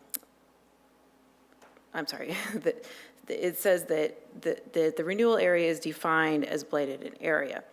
And since the Carnegie Library building being a historic building in the historic district, that seems to me like that's a contradiction with the other things that we state in the city's comprehensive plan, which include maintaining and expanding upon the characteristics that make Littleton authentic and distinctive community by, in Policy 4.2, encouraging preservation of historic structures, districts, and places, and in Policy 4.4, encouraging architecture of place and small independent businesses. Additionally, the comprehensive plan's vision for the future of Littleton states that Littleton is a community that embraces its authentic small-town qualities and that Littleton will respect and build upon its history. I think that being part of the historic district is a conflict with also being part of the urban renewal. You can't be both. For these reasons, I would respectfully request that the Carnegie Library building and also its parking area, which we lease from the city, be excluded and be allowed to opt out of the plan. Thank you. Thank you, Amy. Council, we're approaching 10 p.m. We need a motion to continue or not this evening. Motion to continue. Second. Okay, Council, a motion to continue this evening has been made. The vote is unanimous. The motion carries. Okay, thank you. Now, Norm and Joan Rounds.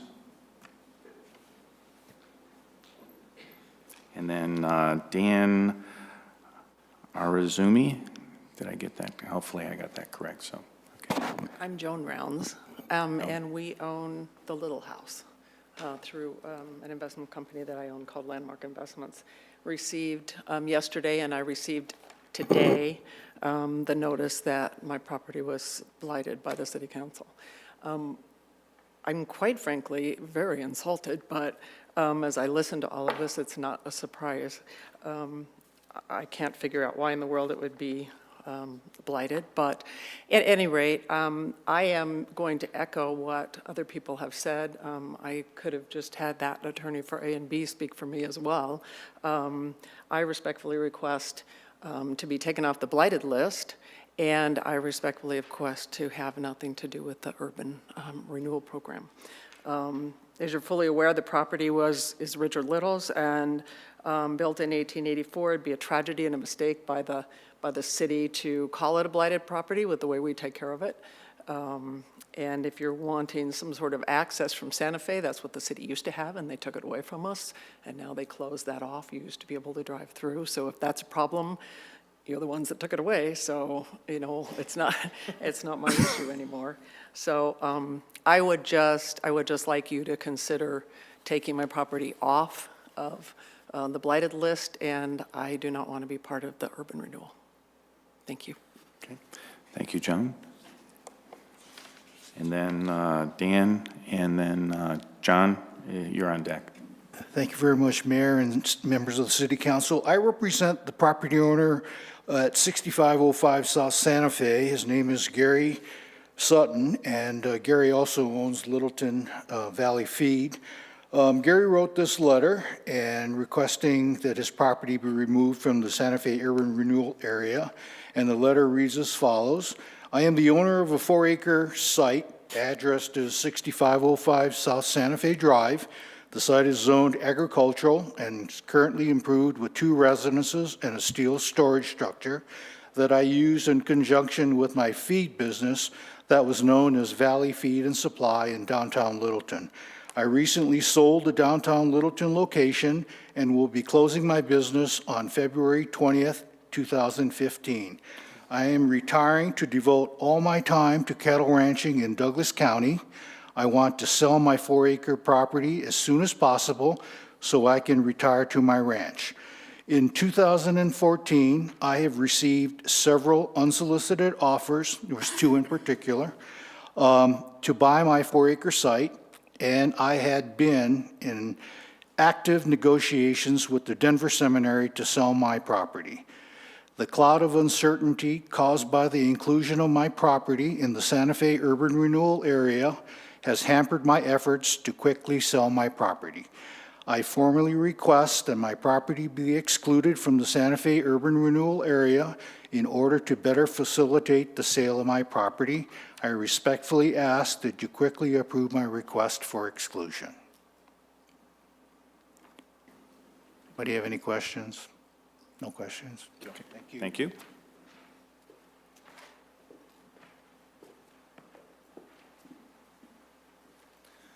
Good evening, John Christopherson, Deputy County Attorney with Arapahoe County. The Board of County Commissioners has requested that I come to provide comments and objections. These are similar to the comments and objections that have made at the previous 4 hearings. The county contends that the Santa Fe Urban Renewal Plan and report are deficient and are not in compliance with the urban renewal law. The plan is so vague, the county is unable to evaluate impacts to the revenue, infrastructure, and services. This is shown by the questions that were made by Councilmember Cole and Councilmember Stallman with regard to the impacts. We don't know what they can be because we don't know what Littleton is going to do. Impacts depend on what the project is actually going to be. The county doesn't take the position that no matter what the project is, that there will be impacts to the county. The county represents that if this is just a renewal of or a repair to a facade of some of the businesses, that it is not, that type of a redevelopment is not going to have a major impact on the county. We're not going to have issues. But if there is a large commercial development, then there will be impacts to the county. Those impacts may include the impacts to the assessor's office with the valuation contests that go on at the CBOE and BAA. The judicial services in the jail can be involved with a large commercial property because if it's vacant land that was there before, you're going to have more calls for service, which then will end up in the Arapahoe County courthouse and jail services. Also, regional road impacts can occur just because, depending on what the project is, if you put in a major commercial development. In addition, if there are a bunch of new restaurants that are involved in this development, then there can be issues with Tri-County Health that need to come inspect. Again, if it is a redevelopment of current restaurants, then there won't be a change in the impacts that Arapahoe County already has. Another is with regard to large residential area. If there's for low-income housing, then there will be impacts to the human services. These are just some examples. This is definitely not an all-inclusive list, but it depends on what Littleton does and what project actually comes forward as to what the impacts might be to the county. And this gets also the question with regard to sales tax. The impacts report, this impact report includes references to the sales tax to Arapahoe County, and that the benefit of that sales tax will offset any impacts. The sales tax is for open space only, and the letter that I have goes into more detail about that, but the language in the impact report distorts the view of the impact on county revenues because it includes the sales tax. In addition, the findings that are being made in the impact report say that you will fund, you or LIFT will fund any additional revenues or impacts or infrastructure for Arapahoe County. When you don't know what is being done, then you're basically writing a blank check for what could be anything that could come forward with the county. So the letter that I have is also for the record and explains many of these positions in greater detail. Thank you very much for your time. John, just one question. In dealing with Santa Fe, where are the county roads that attach to Santa Fe in Littleton? No, it's not the county roads that are in the urban renewal plan. It's cost to infrastructure dealing with regional impacts. On Santa Fe with the overpass that got added on to C470, part of that money was funded from Arapahoe County. So there are regional projects that can come in that can have impacts from Littleton and regional areas depending on what the development is. Again, not everything that is done is going to cause a regional impact to roads. But we just don't know what there may be involved with this process, and same with all the other services as well. So the county has responsibility for that overpass that connects to No. C470? No, they do not have the responsibility for that overpass, but it was requested to help fund those services to be able to do that. And that has been done throughout Arapahoe County with regional impacts to try to help that request from I municipalities. sit on the Dr. Cog board, so I know some of that, but yes. Okay, thank you. So was there an official letter or just, oh, and so we'll get a copy of it. Thank you. Thank you. That was the completion of the roster. Anyone else?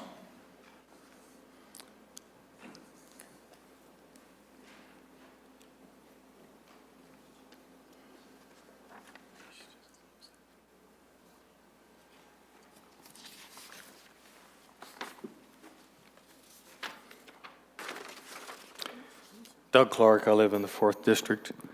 As various people have pointed out to you tonight, you are missing Appendix E because apparently it hasn't been written yet for the Santa Fe plan. However, the thing that you're doing, the substantial modification that you're making, is to add TIF to Santa Fe, and the TIF that's being added, the area that is being added is described in Appendix E. So you're missing the very part of the plan that you are being asked to approve tonight. So why are you rushing to approve a plan that actually hasn't been written yet? And I would submit to you that is to beat the election on March 3rd.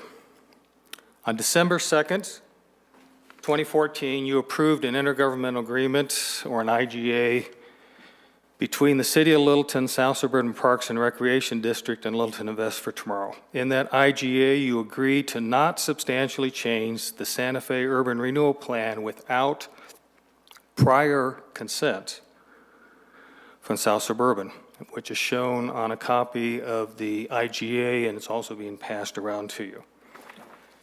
To my knowledge, you have no information to indicate that South Suburban has agreed or given you prior consent to amend the Santa Fe plan. This is a legally binding intergovernmental agreement that you entered into with Santa Fe, and yet you are attempting to approve a plan tonight that you agreed less than 3 months ago not to do without their prior consent. So once again, what's the hurry? We're here in the middle of February, you have an election in the first part of March, and you're trying to approve a plan that the specific part that you're approving hasn't been written and isn't included for you to see. And the legal agreement is a rather important document. For instance, on the Littleton Boulevard plan, the legal agreement excluded all the streets and alleys, all the public places that you say constitute 8 of the 11 conditions of blight. So if that's true, that those 8 of 11 come from public places, and you have actually blighted Littleton Boulevard for areas or conditions that are on areas outside of the urban renewal plan, and all that information is contained in the legal descriptions. If you don't have a legal description, you can't read it. If you can't read the plan, why are you approving it? But more importantly, why aren't you honoring your own agreements?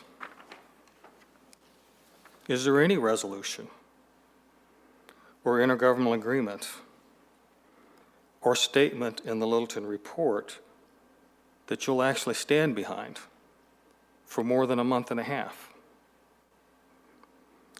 Our recommendation is that you postpone this modification, the substantial modification of the plan, until you get a resolution from the Board of South Suburban Parks and Recreation that is giving you consent to change the plan as you agreed to. And I'd also recommend that you delay that until after March 3rd. It's becoming kind of obvious that you're trying to beat the election, and the question is, if you think you're going to win the election, then what's the rush in changing the plans? If you're rushing to change the plans because you're trying to beat the election, then what does that say about what you think about the tax or the voters that are going to vote in the election? Thank you.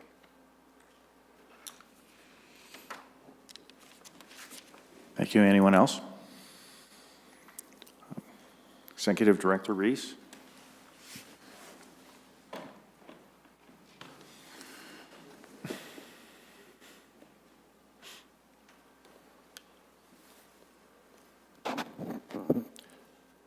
Thank you, Mayor.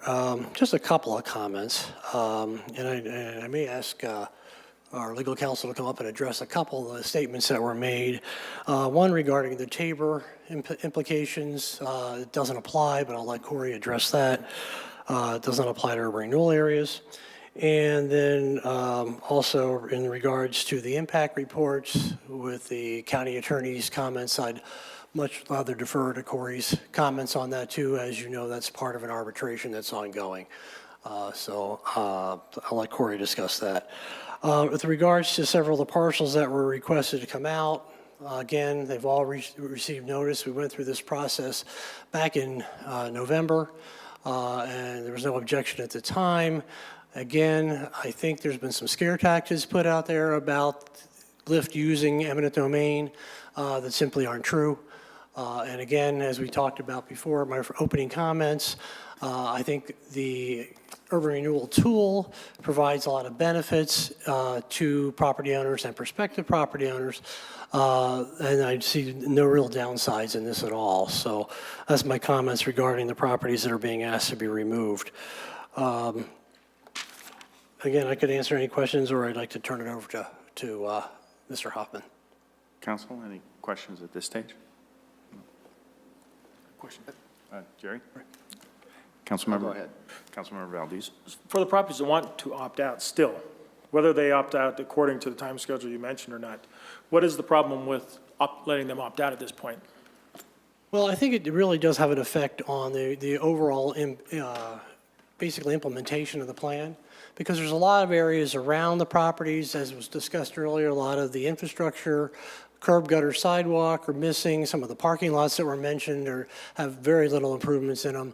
So I think it really has a big effect as far as how far we can apply the tax increment funds. Now remember, as we talked about earlier, we first made the plan presentation, that just because a particular property is not being redeveloped does not mean that tax increments created somewhere else within the urban renewal area cannot be used. They can be. So they can be used to improve sidewalks, curb and gutter, utilities, and all that stuff in front of all of these parcels. So yes, I think it does have a big effect. Thank you. Councilmember Stallman. There was a comment that things like Arapahoe Community College and the seminary and so forth were included in the urban renewal area, but as I read the map, they're not. excluded. So they're not in, essentially they don't have a tax base anyway. Well, that's true, but they're not included. If you look at the map, you're correct.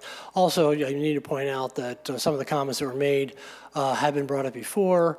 The county assessor actually has reviewed all of the legal descriptions that were included in the Santa Fe plan, did make some notes as some things, corrections.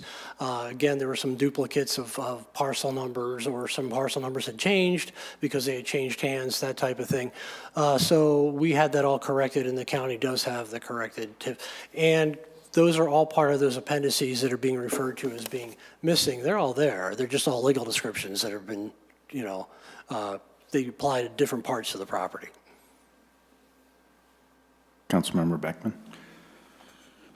Just again, to refresh my memory, if we were to move ahead and a property which today believed they wanted to be included, but a specific project comes up and that property finds itself in that mix, there's no obligation for them to participate. They could withdraw at that time. Is that correct? Or just not be part of the project? Can you explain that, how that would work?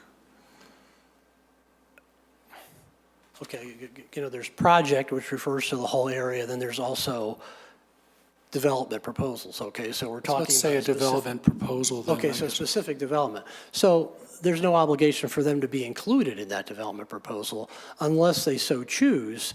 And that could involve as a partnership, or they could outright sell their property to a developer that's proposing to do something.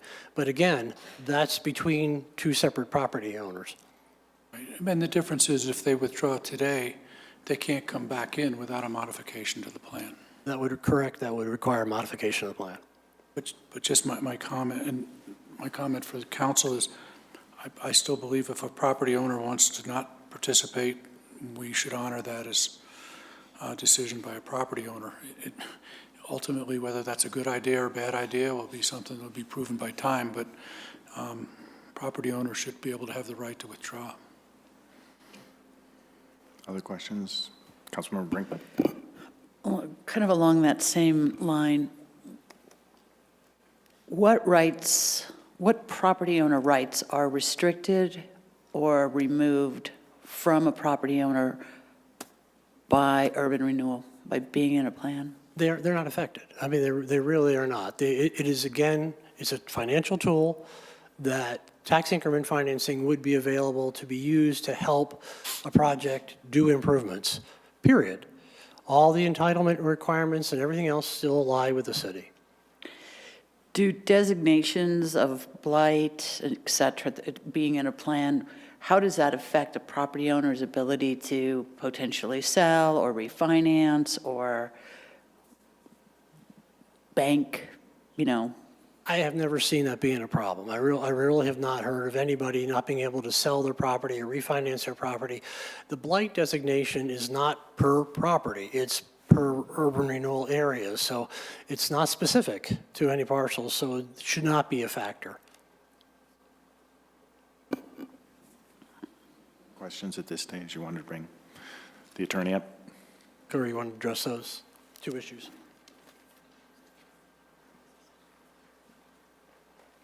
And I only want to address those issues that council is interested in me addressing. So I think there's 3 points. First of all, as it relates to Tabor, urban renewal authorities are not Tabor entities. There is, because they don't collect, they don't set a tax, they are not a Tabor entity.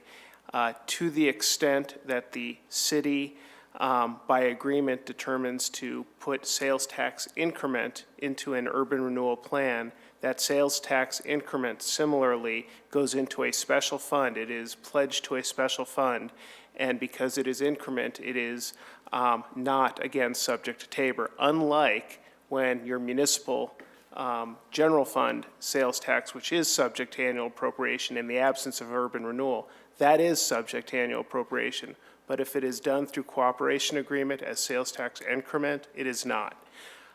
Regarding the impact report, Certainly kudos to Mr. Christofferson in that I think he did a better job on behalf of the county in trying to make the argument that if there are impacts and trying to identify what those might be. But the fact is that the city and LIFT provided an impact report to the county, said there would be no impact on county infrastructure and services. The county never responded. They had never said, we disagree. Then they show up tonight and say, oh, but there might be. That's insufficient under the statute. Finally, I want to respond to the question about excluding property, just so that council is aware for this particular plan regarding the effect of excluding property. If you determine tonight, as part of your substantial modification, to exclude property, it will impact existing litigation that the city of Littleton has against the assessor. As you may recall, as part of the approval process in November, Arapahoe County was the only taxing entity that decided not to consent to the inclusion of ag land. As a result of Arapahoe County's refusal to consent, the city had to go through an alternative process to determine if ag land was appropriate within the urban renewal area. And it had to make certain findings as it relates to the land within the urban renewal area. Specifically, that not less than 1/2 of the urban renewal area as a whole consists of parcels containing urban level development, finding number 1. And similarly, that not less than 2/3 of the perimeter of the urban renewal area as a whole is contiguous with urban level development. The city made those findings as part of the November 4th, 2014 approval of the Santa Fe plan area. If you exclude property tonight, we don't know. We don't know if those contiguity measurements would still be valid. They were close, so there is at least a possibility that it would eliminate the ability under the statute for the city to include agricultural land within the Santa Fe urban renewal plan area. So council is certainly able to exclude property, but I wanted to make council aware of what the potential impacts of that exclusion could be.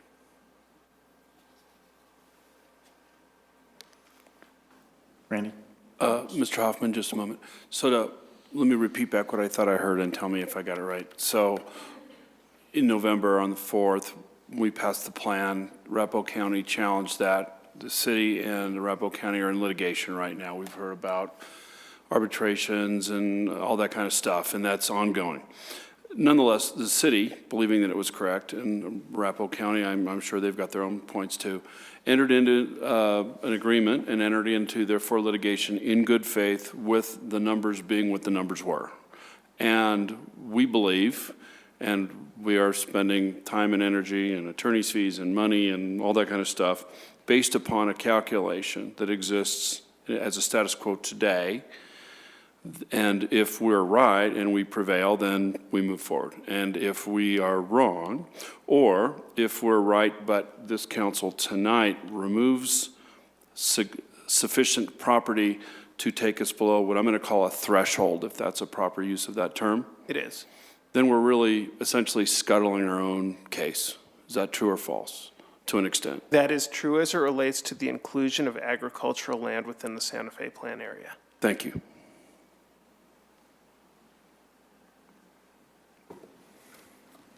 Other comments at this stage? Okay, so other questions from council on this? Okay. Council looking for motion, consideration, date certain, whatever it may be. I have a motion. I move to approve the resolution approving the substantial modification to the Santa Fe Urban Renewal Plan. Second. So I have a question then. We have requests to remove properties. At what point will we decide whether or not to remove those properties? As an amendment to this or separately? City Attorney, help me. A motion to amend. To amend? A motion to amend. Okay. So we have a motion now, right? Main motion. So I move to amend the motion to exclude the properties of the people that requested it, so that we are treating everyone who has come before this council asking to have properties excluded the same way. We are treating everyone equally. Second. Second. Okay.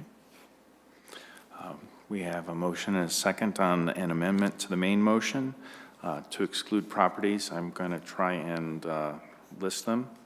I believe we had a request with regard 6601 South Santa Fe. Likely the melting pot next. Then we had the melting pot. I don't have a specific street address. 2707 West Main. 2707 West Main. And Little House, do we know what that address is?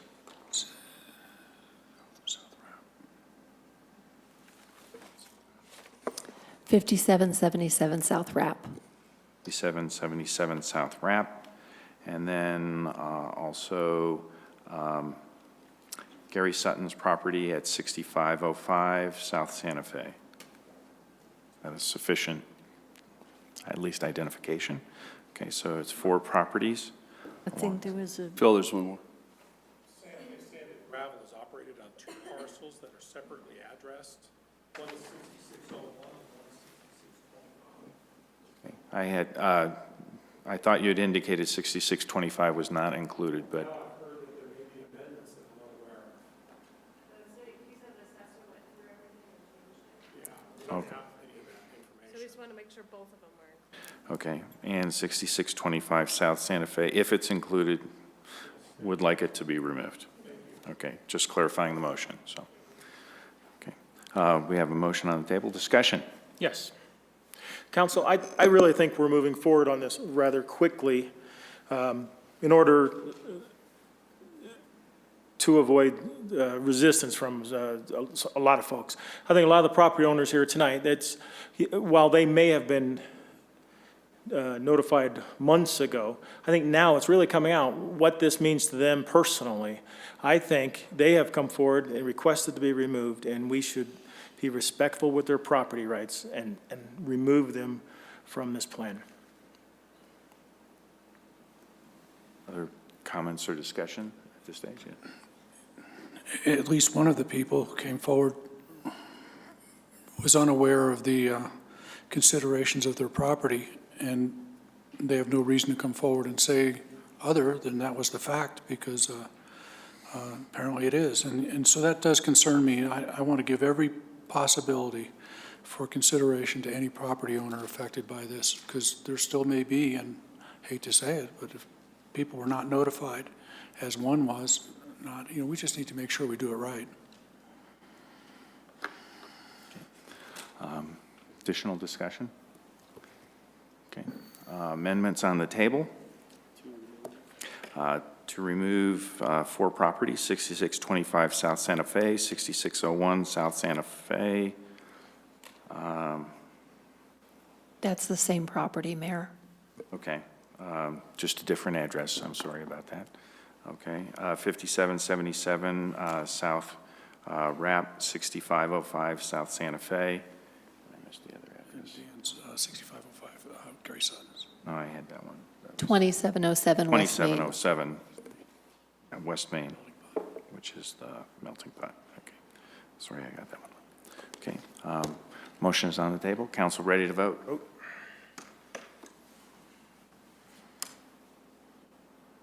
The vote is 4 in favor, with council members Stallman, Brinkman, and Stein voting no. The motion carries. Now we're back to the main motion. Is motion to approve the resolution with a substantial modification to the Santa Fe Urban Renewal Plan, excluding the 5 properties. Any discussion? And opportunity for discussion, yes.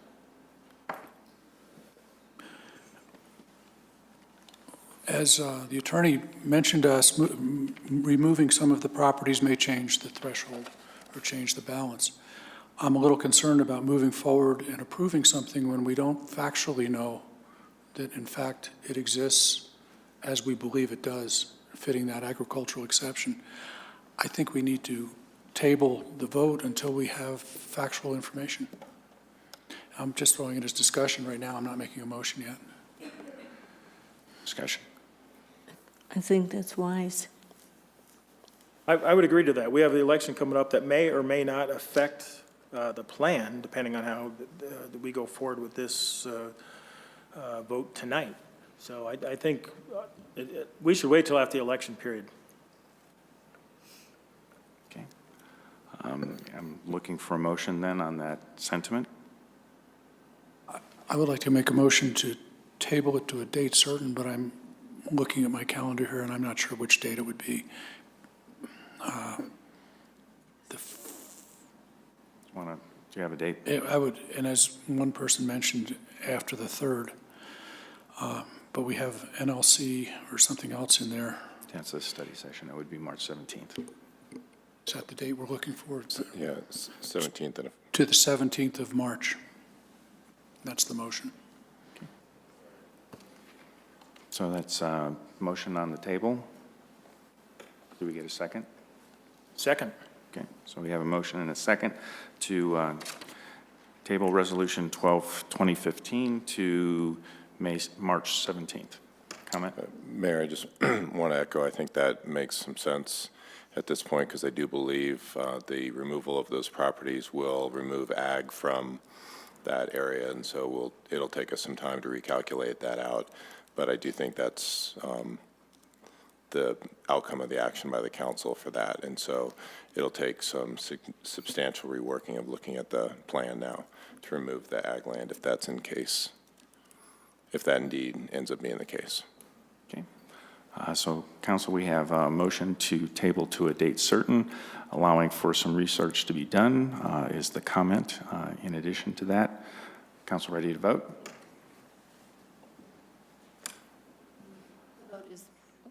Sorry, the vote is 4 in favor with Council Members Stallman, Brinkman, and Stein voting no. The motion carries. Okay. Thank you. So, let's see. Council, we move on to agenda item 10B. This is Resolution 13-2015. It's a resolution approving a substantial modification to the Columbine Square Urban Renewal Plan. Executive Director Reese. Good evening again. Jim Reese, Executive Director of LIFT. I'll shorten my presentation because it's very similar to the previous one, and given the hour of the night, the amendment to the Columbine plan is actually a little bit simpler. When the plan was originally approved, the sales tax was not included, but the property tax was for the entire area. So we are asking tonight that the sales tax be included in the plan area. Again, the same steps were followed, the LIFT board recommendation, planning board, and city council. Okay. Council, questions at this point in time? Thank you. Seeing none, we'll move to the public hearing at 10:32, and I will again go through the process of reading first, then a second.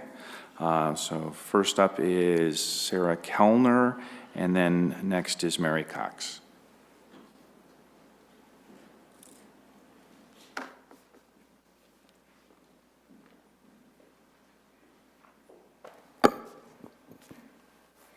Good evening, Mr. Mayor and City Council. I'm here and appearing on behalf of Group Voyager, Inc., which does business as Globus Family of Brands, whose U.S. headquarters happens to be here in Littleton. They employ 350 people here in your city, and it's located at 5301 South Federal Circle. It's a property that has been included in the city's Columbine Square Urban Renewal Plan. And it too, they too were not given notice as required by the statutes. Actually, the first time they heard about their property's inclusion in the plan was when they received a flyer from individuals opposing urban renewal yesterday. And so that was the first that they had heard about it, and that's why I am appearing here today. They would like to be excluded from the blight study. And having not received notice, they did not have an opportunity to oppose that study when it was first reviewed by you all. It sounds like it was back in November when that happened. Had they been given notice, they would have opposed any finding of blight on their property. I do have a picture. I'm not sure how this works, but here's... The magic man behind the curtain. There we go. Here's just some pictures. And I have copies for you all from Google Earth of their property. Obviously, that's not from today with the snow on it, but it is our opinion that that property is not blighted and that it should not be included in the urban renewal plan. Nor does the city's urban renewal plan, as the statute requires, as you all probably have been made aware by your council, the district needs to be drawn as, and I'm quoting the statute here, as narrowly as feasible to accomplish the planning and development objectives of the plan. And based on what I've seen here and read in the plan, the objective is to prevent the spread of blight. I don't think that blighting this particular property here achieves that objective. And just quickly, I do want to address a few questions that were raised by council and probably apply equally to this plan, which one was what rights are removed from a property owner by being subject to these blight studies. And the fact of the matter is if a property is included in a blight study and has been blighted for 7 years, a city council has the ability to condemn that property if it so chooses. I understand that this city council has decided that they do not want to move forward with condemnation right now. That does not mean that in any next election, of course, I'm assuming that you all are very well received by your constituents and may be reelected, but the city council, as you know, over the period of 7 years can change, and decisions to condemn can change. And so for 7 years, that property, once it's been blighted, at the whim of a city council change or a change of opinion, that property can be condemned. And so because of that, I have represented several property owners, and my experience perhaps has been different from that expressed earlier. I have represented several property owners that have had problems obtaining financing and selling properties that have been included in blight studies. So because of for those reasons, my client has decided that they would like to be opted out or excluded from the blight findings for this particular urban renewal plan. Thank you. My client is actually here with me today, and he just has a few words for you, if you will entertain it. Is that all right? Sure. Okay, thanks. I was on the list, I think, but later on. My name's Scott Nisbet. I'm the president and CEO of Group Voyagers, and which also Talked to you before. Yeah, good to see you again. Does business as Globus family of brands. And just as a way of background, we are the largest international tour operator in the U.S. We employ 350 people at the headquarters here, and 25 years ago, we moved our headquarters from New York to Littleton, and many of these people that work for us live in Littleton. We found out yesterday that the property was blighted, and that was news to us, and we disagree with that assessment. And we invite you to come and check out the property for yourselves. We have a full-time building manager who takes care of the facility. We continue to do maintenance every year for the last 25 years, so it's kept up to date.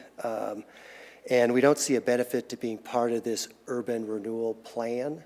And so we'd like to opt out of the urban renewal plan and not be included in the blighted area and not put the 350 people that we have working for us at risk from having to leave Littleton. Thank you. Thank you, Scott. Mary Cox, and then Betty Harris. Okay, Betty Harris, then Barbara, and last name begins with K. Okay, so Barbara Caspard. I'm here. Okay.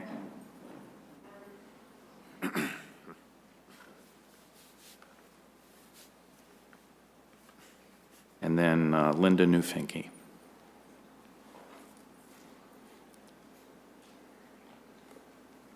Well, I gave you a little preview. It's good to be in front of the council and to talk to you.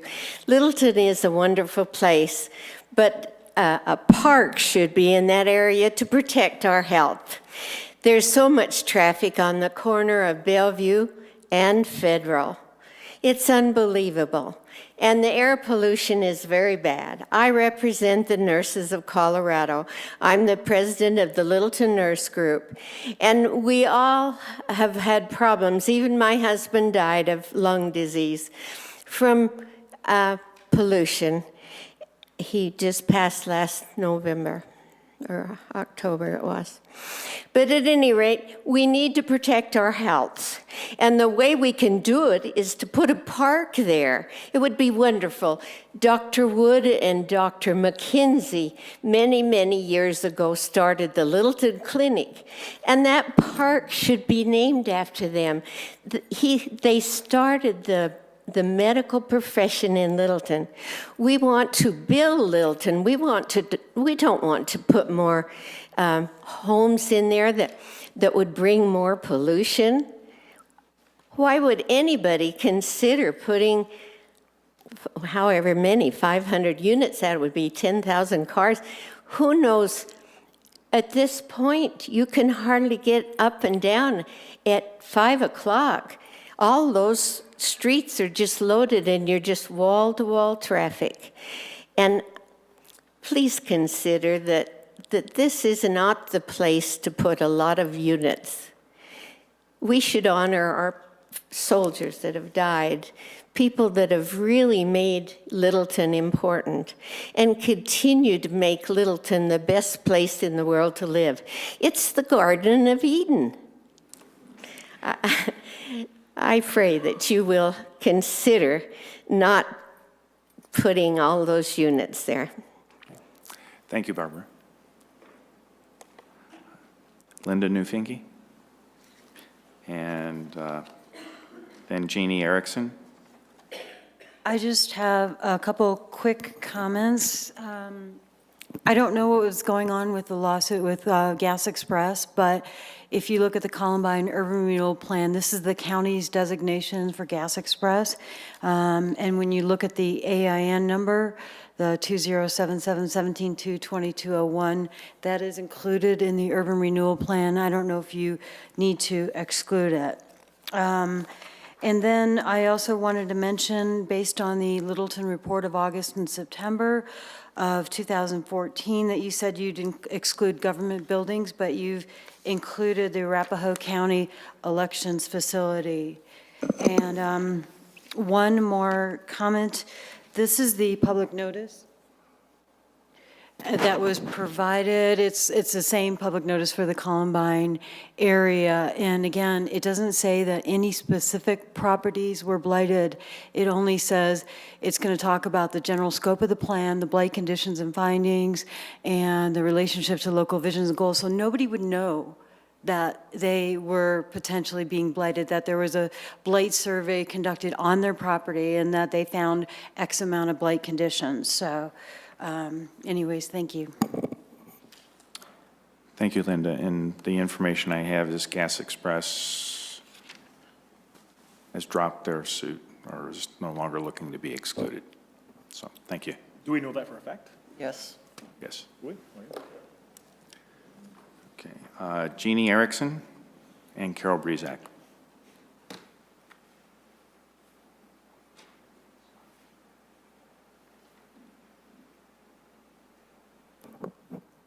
Good evening, Council. My name is Jeannie Erickson. I live in District 1. I just have a few general comments regarding urban renewal. Number one, the city council needs to hold a tight rein on Lyft.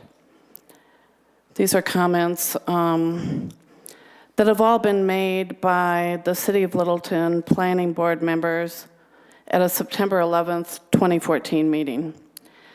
Number two, the public needs to continue their scrutiny regarding urban renewal. Number three, this entire process seems very rushed.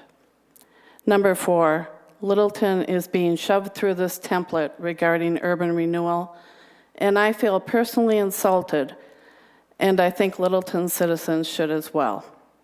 Number five, Lyft has not built consensus in Littleton, and that's why I think Lyft will not succeed. I am pro-growth. I am pro-development. I am pro-Littleton. And let's not force things that are not ready to happen and allow another riverfront marketplace failure. Let the economy dictate growth. Let the market dictate development. Thank you. Thank you. Carol?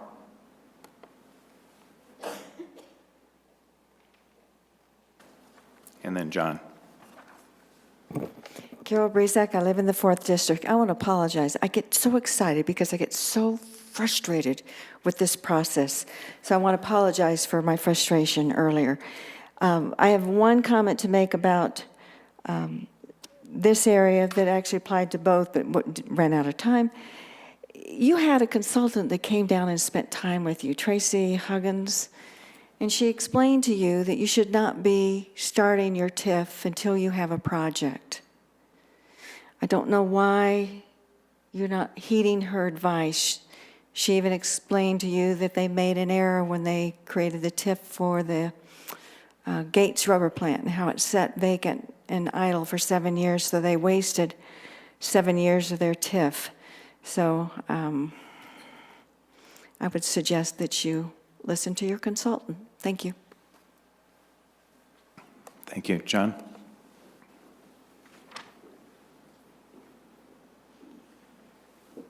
Good evening again, John Christopherson, Deputy County Attorney with Arapahoe County. I'm just going to incorporate all the comments that I made in the previous section. We have our letter that details that in greater detail as well. Thank you very much for your time. Thank you, John. Executive Director Reese? Well, is there anyone else that wants to come? I'm sorry. Yes, it was a good assumption. Thank you. Executive Director Reese. Oh, and I closed the public hearing at 10:47. Thank you. Okay. For the help. Thank you, Just one comment, and it regards the first person that came here, Group Voyager Inc., and actually applies to the whole area. Under the state statute, notification is required 2 times when you do an urban renewal plan. There's a notification required, and this is a card or a postcard sent to the individual property owners, and it's required at the beginning of doing the condition survey. You have to notify everybody that owns property in there when that's going to happen. The second time is before the public hearing. So there's a requirement that postcards go out 30 days before the public hearing. It's only required twice. Lyft has done public notices 5 times on this entire process. In addition to those 2 times, there were several public meetings where notification was sent out to all the property owners. Again, I've got the mailing list. Their property is included. I don't know why the owners did not get that card. I can't explain that. But again, the list we have includes all the property owners.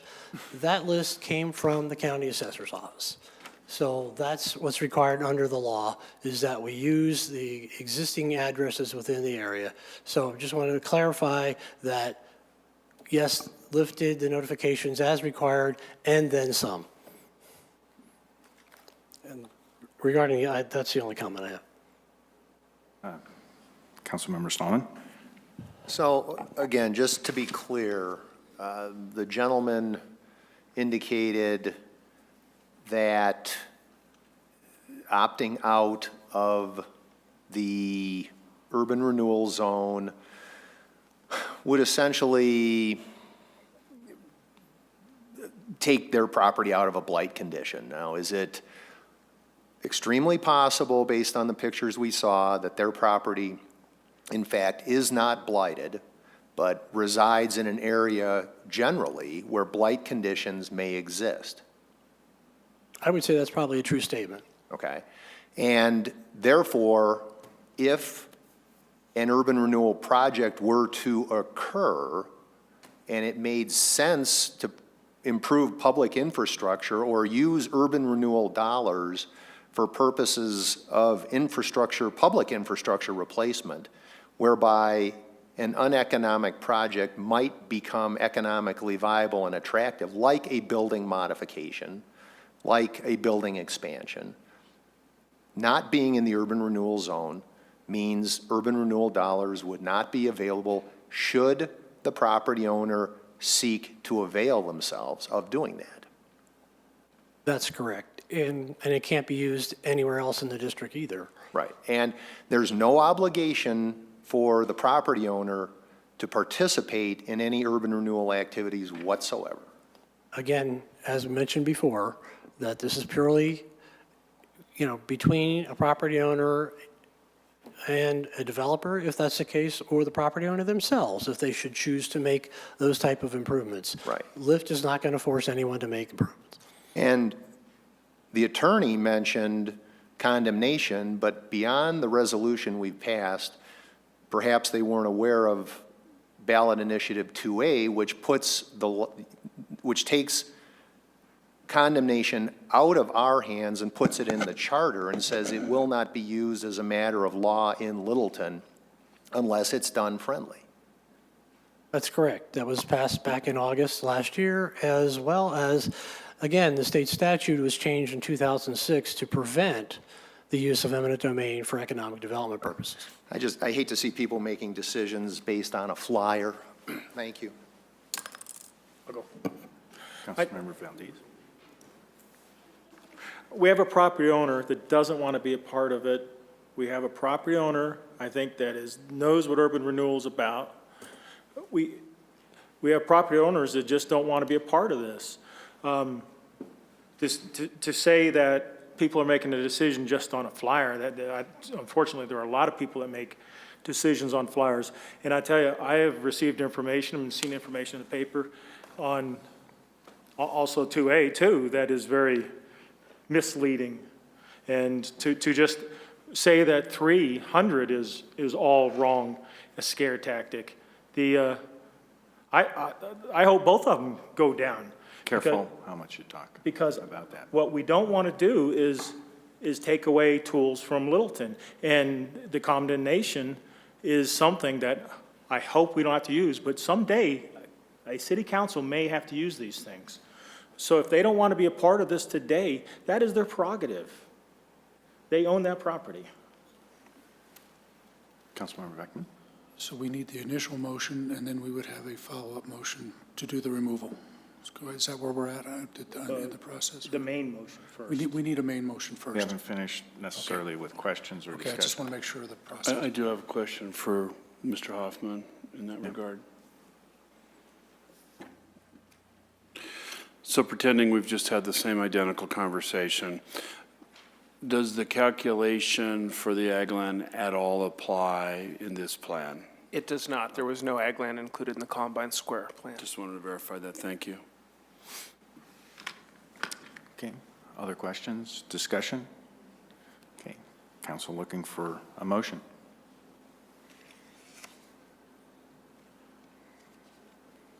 For the main motion? Got it. However you I choose. apologize. I move to approve the resolution approving the substantial modification to the Combine Square Urban Renewal Plan. Second. Okay, we have a motion and a second.